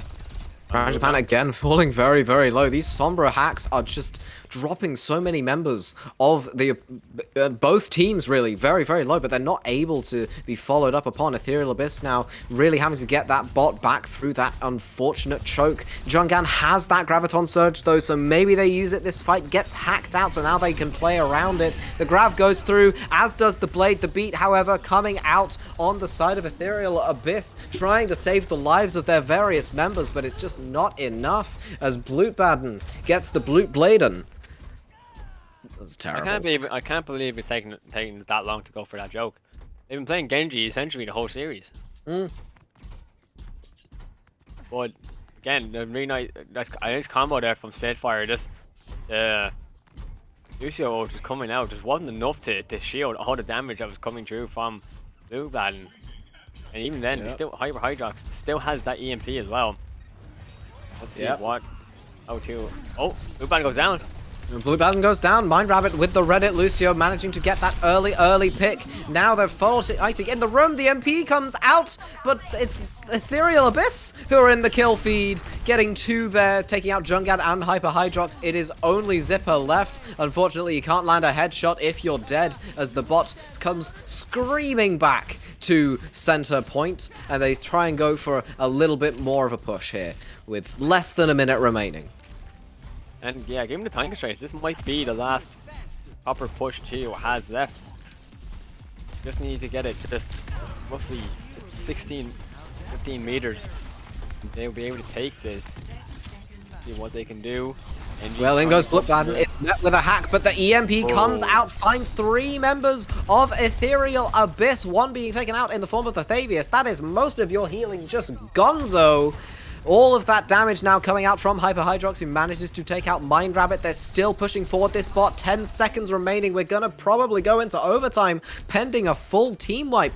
And I think that's almost it from this map, as Buget Spitfire take their second. Overtime now being triggered by the Fabius on Moira. Not quite ready to give this one up yet. Bloodbaden taking them out almost immediately afterwards. The Kitsune Rush coming through, taking out the Lucio of Mind Rabbit, and that will be all she wrote for Ethereal Abyss as Buget Spitfire take their second map. Yep, they're tied the series now 2-2.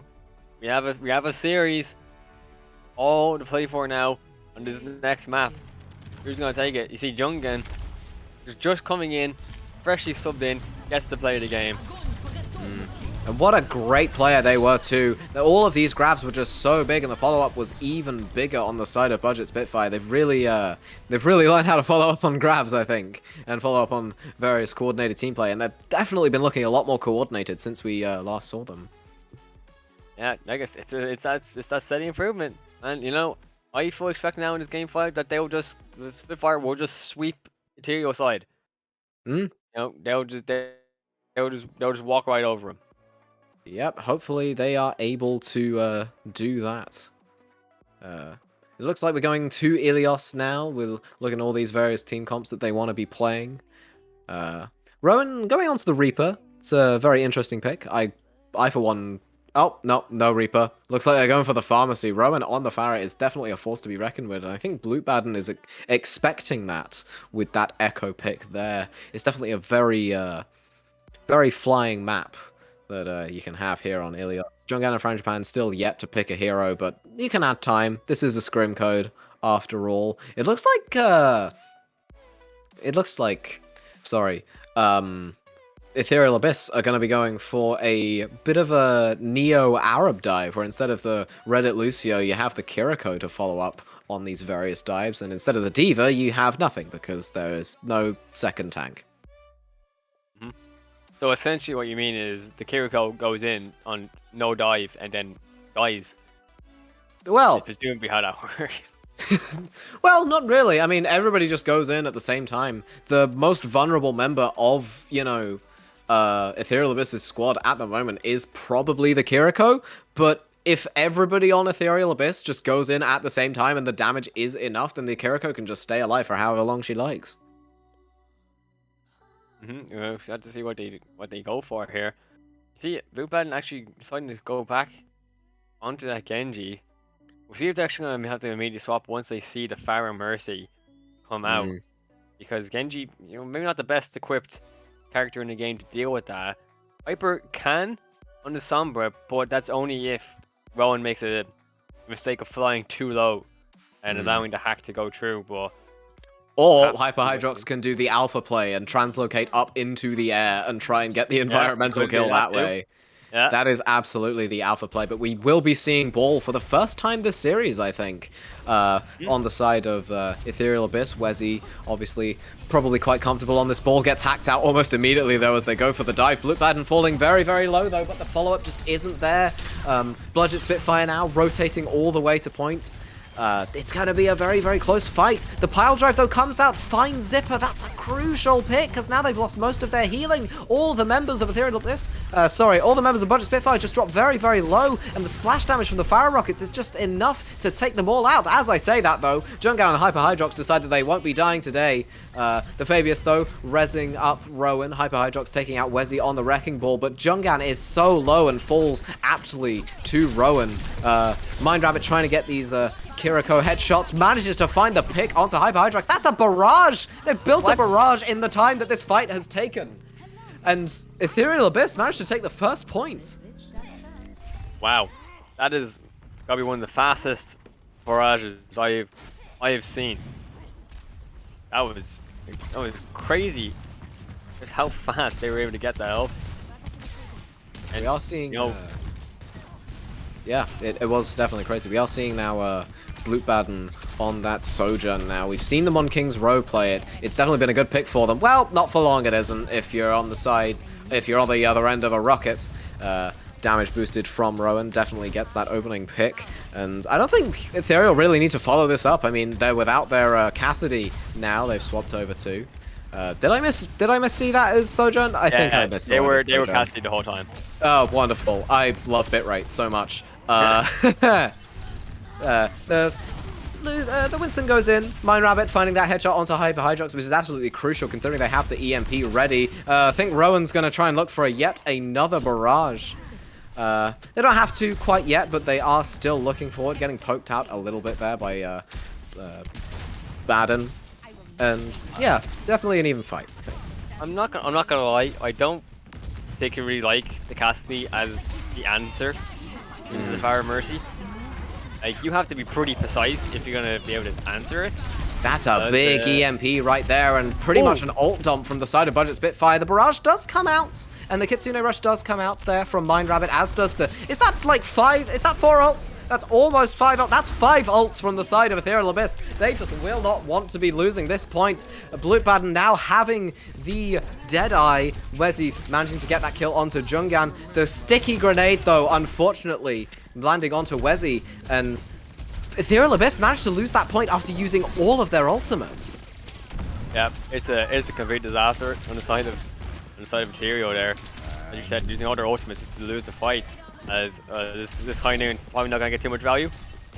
Maybe not, maybe it will. They don't manage to find anything quite yet. Min only manages to find the bubble. Rowan getting 2 there, just popping off on the Pharah at the moment. Blutbaden trying to shut them down, and they do just that, but the res comes in very, very quickly from the Fabius, and Rowan's just going to be looking to clear up this fight and take out that baby diva, which does fall quickly. 80% now for Ethereal Abyss. Yep, and now it's kind of the reverse problem now for Spitfire. Now they're the ones who don't have any ultimates, and the time is really against them here. They have to take a fight, and this is probably going to be their last chance to retake this point, and they don't have any real engage to start it off. They fall very, very low. Hyper Hydrox, though? Yeah, finding that first pick. Unfortunately, Wezzy does get that pick onto Blutbaden with the leap. Damage boosted, of course, by the Mercy. Rowan getting that second pick. Wezzy getting that third once again onto Zipper, who just hasn't been landing those Kiriko knives very, very consistently. Junkan with the bomb doesn't manage to find anything. Wezzy's just holding left click and managing to get 4 kills there. It's a very, very close fight. They did manage to flip the points, so unfortunately they do have to fight that, but it is going to be 100 to 57 on the side of Ethereal Abyss. Yeah, just a casual 4K from the Winston, you know, just... Yeah. You know, as you expect. Yeah, you know, nothing unusual there at all. Just a Winston Mercy combo that everyone knows and is, you know, transferred over really well from Overwatch into Overwatch 2. Yep. That's pretty much all you can really say there. I think Ethereal Abyss, having success with that last comp, are going to continue to play it on Ruins. Blutbaden now swapping on over to the Echo to try and take out the Pharmacy. Echo's definitely a good counter to Pharmacy, in my opinion, just because if you land those stickies and you get that focusing beam done, you can take out one of them very, very quickly, and then the other one's just dead meat. Yep, I would regularly say it. Back in Overwatch, I thought Echo was the perfect counter into Pharah. The damage is just so high that you just burst straight through any sort of healing that the Mercy has. Like, you just one-shot the Pharah. And at that point, the Mercy is kind of just a bit useless. So, I think, never mind, we're not gonna see it. Not gonna go with it. No, it doesn't look like it. I mean, they have to expect they're gonna go Pharah again, right? I mean, they're probably going to go Pharah again, but they do have Hyper Hydrox to worry about on the Widowmaker. Not a pick that we have seen from them thus far, but it is basically the Widowmaker map. These lovely long sight lines are going to be very, very useful for Hyper Hydrox to try and get some kills on. I don't think they're... I can't tell what Ethereal Abyss are going to try and do here, but I really hope it's fun to watch. You know, if Hyper Hydrox doesn't get picked in the first 15 seconds, they have to swap Oh yeah, that's... when they take Widow. Yeah. I was hoping I get a pick, guys, promise. Yeah. Promise! And then they stay on it for 4 minutes with like 1k Yeah. DPS or something like that. You know, it's... You know, Five, it's a bit meh, but we'll see what they can do on it. one. As Yeah. yeah, I mean, Ethereal, they don't have any reason to swap off the Fire Mercy, right? You know, Buget Spitfire didn't actually offer any sort of actual answer to it, so they have no reason to swap off of it. We'll have to see what Hyper Hydrox can do. I mean, Hyper Hydrox just being on the Widow manages to zone out the Pharah perfectly, and Jungan on the Diva, which is a pick we didn't mention, but it definitely does help to shut down that pharmacy. And Zipper, oh, they're finding those headshots now, getting that kill onto the Fabius nice and early. Frangipan managing to get Blue Baden as well. Unfortunately, not quite the pick that they would want in order to flip the point in their favor, but Buget Spitfire, very strong showing from them. Yep. You know, you mentioned the Diva. Usually the Diva is a good answer as a response to the Pharah ultimate. Not as I wouldn't have thought necessarily as to pick. Oh, speaking of counters, Winston against Widowmaker. Never a favorable matchup for the sniper, but yeah, Junkan does manage to trade the backline there, though, managing to take out the Kiriko of Mind Rabbit, and Zipper with those knives managing to find Wezzy, of course, as well. Jungan in that kill feed going after various members of Ethereal Abyss who have swapped off of the pharmacy now. Fabius is on the Ana and Rowan is on the Genji, so we're looking to hopefully get some nano blades here. If Jukesbox doesn't build up an ultimate in time to counter that. yep. But you have to imagine he will as good getting the pick again onto the Fabius. Ooh, that's a good stick, and the protection Suzu used early, but Jungan does not care. Jungan does not care about your high skill. You call that an pulse ball. explosive? No, I'm gonna chuck a nuke into the air and kill two people with it. And 4K. follow that up with a nice kill on a Rowan and the other person that I didn't quite see in time before they faded out of the kill feed. Yeah, just a classic Diva 4K, nothing unusual here. Yeah. Just what you always expect, you know, just a 4K with only 2 of those kills coming from the ultimate. It's exactly what we've all come to expect from Diva.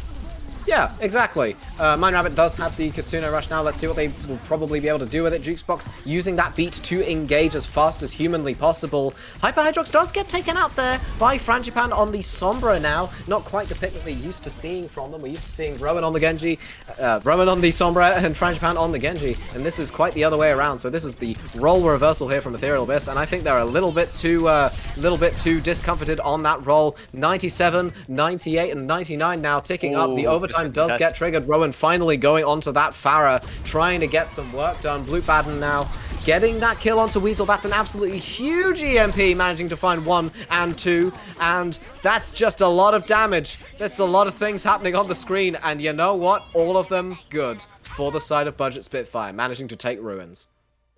Yep, man, I didn't see that one coming at all. Just that was utter domination from the side of Buget Spitfire. Just Ethereal Abyss just did not get anything going at all. Just crazy dominance from the side of Spitfire. And I mean, would you have thought coming out of the first 2 maps that this series would be decided on the very last point on the very last map? Nope. I'm gonna say it. No, I wouldn't have. Just crazy resilience from the side of Spitfire, and they're only 1 point away from just taking this series as a whole. And what an impressive comeback that this has been from them. Yeah, Buget Spitfire just sticking to what works. They've got Hyper Hydrox on that Widow. They've got Blue Baden on the Tracer. Zipper on that clutch Kiriko that they just have, apparently, and just works so very well for them. Juicebox on that Reddit Lucio as well. Jungan on that Diva. They're really prepared for whatever Ethereal Abyss are throwing at them. Almost ready's up, but Rowan is deciding against that. Frangipan now on the Pharah, Mind Rabbit on the Lucio. I think they're going for a little bit of a boop comp. Yeah, I wonder, as Rowan just not quite entirely sure what they want to go on. I wonder if this Reaper pick is in expectation of a Roadhog. Which, I mean, you know, maybe. Minerabbit is now on the Kiriko. They only really use the Lucio to get them out of spawn. Surprising to really see Minerabbit on the Kiriko, just because they were such a powerful force on the Lucio. And like I said before, this is the boot map. But Juicebox with the Reddit Lucio taking out the Mercy-pocketed Rowan.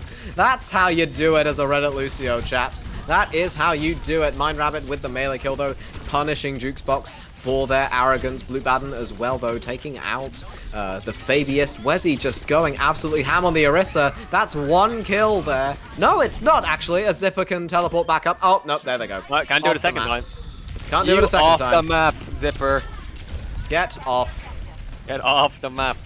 Off you go. Blue Baden now taking out Wezzy as an act of revenge. Rowan now on the Bjorn. I'm not quite sure why, but they are going for the Bjorn. We are going to see a funny turret character. Juicebox in the background getting a boot onto Frangipan.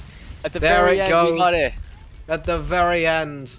Doesn't stop Buget Spitfire from taking this first point cap, though. No, Torvin's not very good at that. He just need a bit of setup. Yeah, They're just running in here. Yeah, it's Torvin time for Rowan. He goes in with the, I've forgotten what the word is, but the overshield thing, the one that overclock. No, it's not overclock. You know the one, the E ability. Yeah, we know what you're talking about, Hydrox. Yeah. Hyper Hydrox managing to we take can out get Wezzy early. Ethereal Abyss now having to back out of that tiny little room, trying to get another kill with that cool remake. Dropping very, very low. Unfortunately, Juicebox having to use the beat to try and restabilize. Overload, I've just remembered what it's called. There you go. Yep. The special move, not quite finding enough. The Molten Core, though, it's Torvin time. Doesn't quite find anything. I say that. Why do I say that so preemptively? It finds two. It's Torvin time for Rowan. I loved it when he said it's Torvin time and Torbed all over the place. Yeah, my favorite part of Overwatch 2 was when he said it's Torvin time. Yeah. Yeah, he Torbed all over them. Just Torbed all over him. Like, I think I just had to check the watershed. Yeah, I don't think you were allowed Showdown on primetime TV right there. No. You're just Torbin out. This is why you picked Torb right here. Yep. He overloads. You know, it's not even that memey of a pick, because you're playing against the Sombra and a Tracer, and there's nothing that quite forces them out. Quite like a, well, I say that, quite like a turret, but Blue Band with that possible managing to take out the Fabius, and Jungan with the micro missiles taking out Rowan as well. Wezzy also falling to Hyper Hydrox's absurd damage output on the Sombra. Blue Band coming in from the side like the Reaper person that they just are trying to play against. Buget Spitfire with the recap. Yep, this is real back and forth now. Obviously, what the Ethereal Abyss can do. They do have Rowie and the Spirit Rush. We'll see what they can do with it. Yep, the rally comes out almost immediately, trying to get some momentum going on the side of Buget Spitfire, and it works wonders as Juicebox gets taken out, but the bomb goes into the air!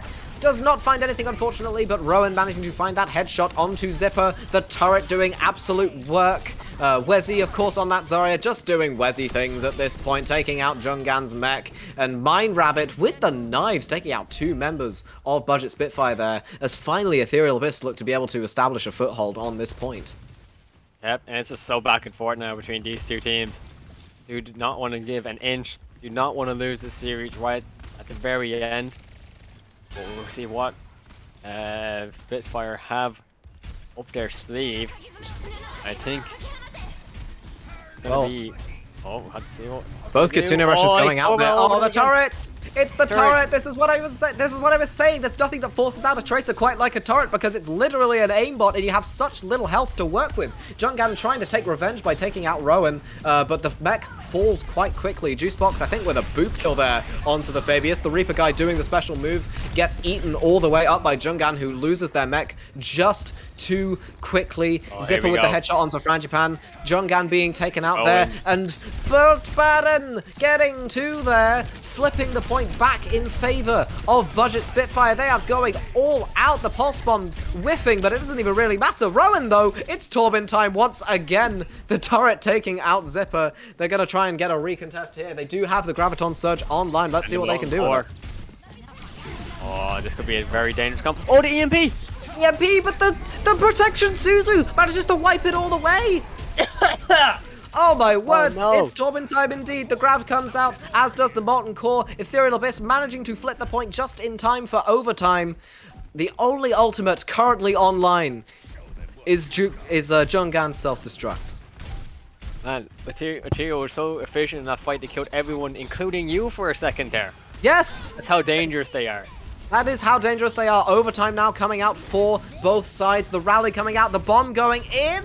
Doesn't manage to find anyone. That's the crucial whiff that they have to get.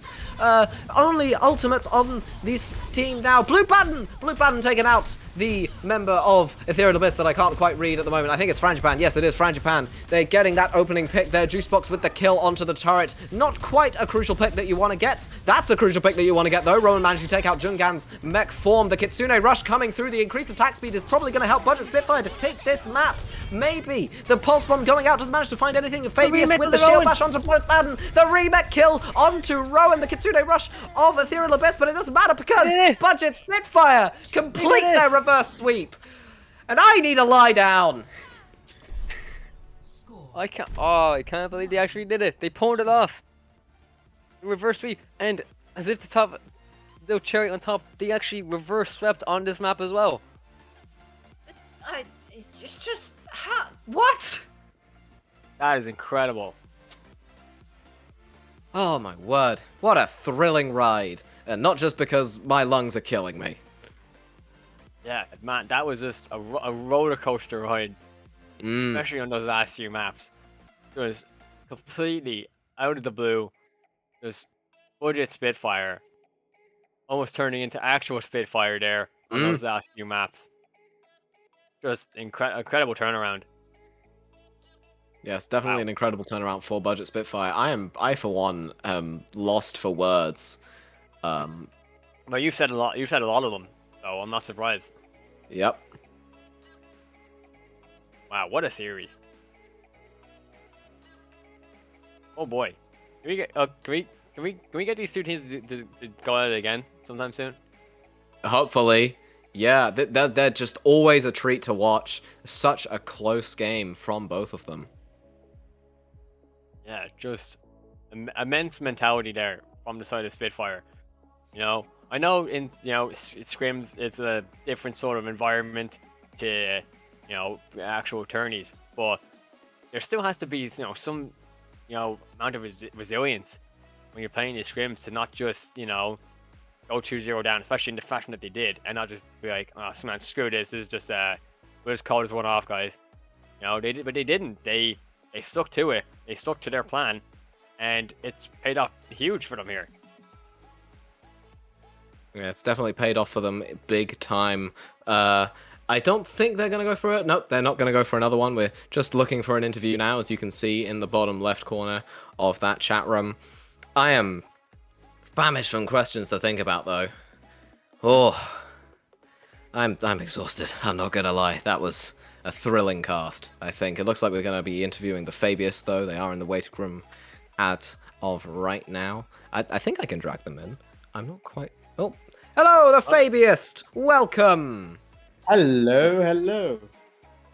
Oh, what a game. I mean, I for one am breathless.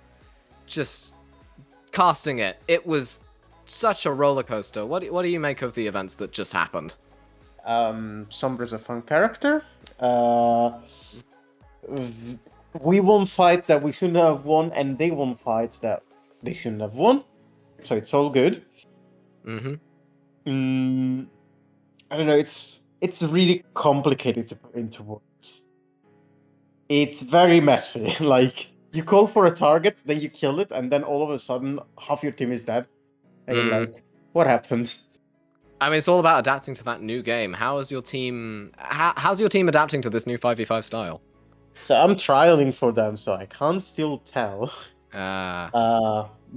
Okay, yeah. But looks like we're doing all right. We're still trying to figure out comps, so it's gonna take some time. We have found the Zara comp that looks pretty easy to play and survives a lot, so it's quite good. Yeah, where's... And since I'm now playing flex support instead of main support, I get to play Ana, so I'm happy. Oh, that's nice. I saw Wesley's definitely been popping off on the Zarya. Just when you thought a fight was lost, Wesley would just be getting a pick out of just seemingly nowhere. How is it playing? How's it playing on the roster of Ethereal Abyss? It's quite interesting actually, because since I've been playing it for Alpha Centauri until literally the start of this week, and then sadly we disbanded. Rest in peace. Yeah, but this team is completely new, I would say. There's already quite a good synergy between the known tryouts. And it is weird for me, coming from an environment where I had the main tank shot calling. It is very weird for me having the DPS shot call, but it actually works pretty well. How is So, it having DPS shot called? Is there various engages that they called, or because that's something yeah, that you don't get a lot? yeah, because in Overwatch 1, you needed a tank to set up the, like, let's say the dive, or the speed engagement with Rush, or the bowl setup. Whereas in Overwatch 2, if the Genji decides to dash in onto a target, then it's on the Sombra to follow up, the Zarya to turn around and beam them, or bubble them. So it's like the one that's creating space is the DPS more than anyone, and then the tank is just keeping it. So Yeah, it is yeah. interesting, and I feel like it works. I mean, if it works, then it works. How was it playing? I mean, was Rowan getting entertained by the amount of work that his traps were doing? Because my word, we were entertained by it on stream. Just, oh my word. So, like on Route 66 specifically, just so many traps. So, fun fact about Rowan: he used to be a Junkrat OTP. He has now converted to other characters as well. Mm-hmm. But he still, yeah, Torbjorn, yes, and Sombra as well. But he still loves playing Junkrat, and he's still cracked at Junkrat. I mean, we could tell. We could definitely tell. Yeah, it was noticeable. Yeah, like on King's Row, there were some fights that we just won because out of nowhere he got a pick at the beginning of the fight, just spamming. When you have so much experience that you already know where to aim, what it's gonna land. Yeah, you don't want to be against someone. If you like want to him, be the so. best Junkrat player, you have to have some sort of degree in geometry, just to know. Yeah. But I mean, how does that feel like in the middle of that? Like, were you guys, worried that reverse sweep was going to happen? Was that like playing at all in the communications, or? To be honest, not at all. We were more focused on the moment, like trying to win every fight. Like the planning didn't go over a fight. Like all we thought about was the next fight. We didn't think about maps. We didn't really think about compositions either, and we definitely did not keep track of the score. So I don't honestly know if we won or lost. I feel like we lost. It was a reverse sweep on the side of Buget Spitfire. That very last point on Ilios was the decider. Yep. It's unlucky. Well, it was a close one anyways. It was very close, yeah. About as close as it could have been. Yeah, but very entertaining. Yep. You almost killed Funky Monk. Yes. I'm on my last legs. Almost ran out of breath. Yep. Almost? No, almost doesn't do it justice. Yeah. But do you feel like you're getting closer to cracking the code, really figuring out what will work really well, with this, up to 95 characters? Yes, I think there's definitely going to be an easy comp to play and hard to play like in Overwatch 1, and the easy one is definitely the Zarya comp, like the Zarya, Genji, Sombra, Honor Boy, depending on how you're feeling. Lucio, that's just too good. What do you think is the Whereas- hard comp? Sorry? What do you think is the hard comp? Is that just playing tanks like Winston again, or Yeah, or a hard comp would definitely be yeah, or either something with the Orisa. Like we tried the Zen Kiriko Orisa Soldier. We had Junker because of Rowan, but that's something that can work. I feel like it's very complicated because you have low healing, high damage, but it can work. just have to hit your shots? Yeah, and coordinate, hit your shots together. You One heard it last- here first in Phoebus. Just you hit all your shots and you win. Yeah, just hit Yes. shots and win. I think one last question from me before we wrap up. Halloween is coming up, as we know. What is your favorite candy? Oh. Okay, I need to think something that everyone knows because my first answer would be an Italian candy that you guys don't know of. It'd be an interesting Google. Yeah. If you could write it down, Mm-hmm. I can explain it very basically, being the usual candy you'd find at a nonna's house, at a granny's house, which is called Rossana. And it's made out of milk. It's very interesting. Yeah, it's made out of milk and it's quite tasty. That's what I love. Now here- all I can yeah. think of is the Toto song. Okay, yeah, I see it here. Very Yeah, very nanny-like, you know? yeah, very nanny-like. Yeah, it definitely looks like it's come straight from the 1930s. It is very old. Yeah. Mm. I mean, it's an oldie I but a lost goodie. complete audio right now, so I cannot hear you guys if you're talking. Oh, that's not good. I think that's probably a good excuse to end it off there, I think. That'll be it from us, I think, at Arena 51. If you would like to join the Discord, !Discord, we have various social medias. Please follow us on all of them if you are so inclined. I think !Socials, or it's just linked in the About section.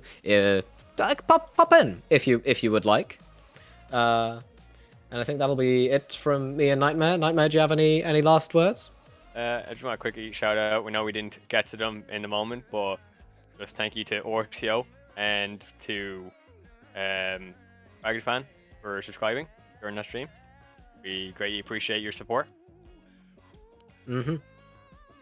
Yes, thank you very much for all of those who subscribe. But if you don't feel like subscribing and you want to know when we go live, you can hit that follow button. It's the one that looks like a little heart. And with that, I think we leave.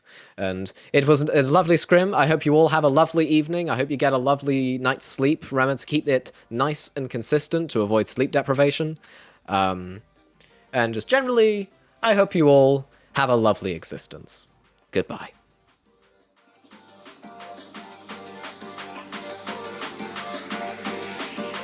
Giving up, letting go. Times we might feel compelled. Looking down from the heights that we have built all by ourselves. And there is fear of the unknown, but we cannot lose control. When we feel like the world is against us, we're trying to find ourselves without the defining words. We can no longer hold on to what only makes us hurt. We cannot sink into the dark.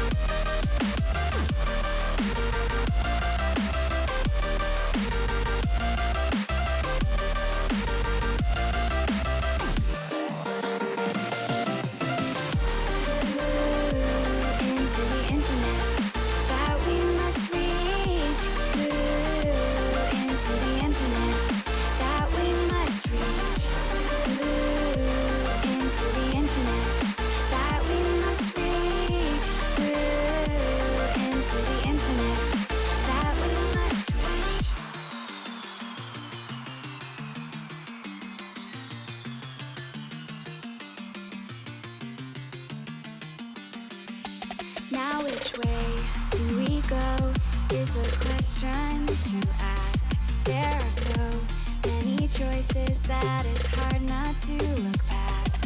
What is real and what is fake, and the risk we have to take.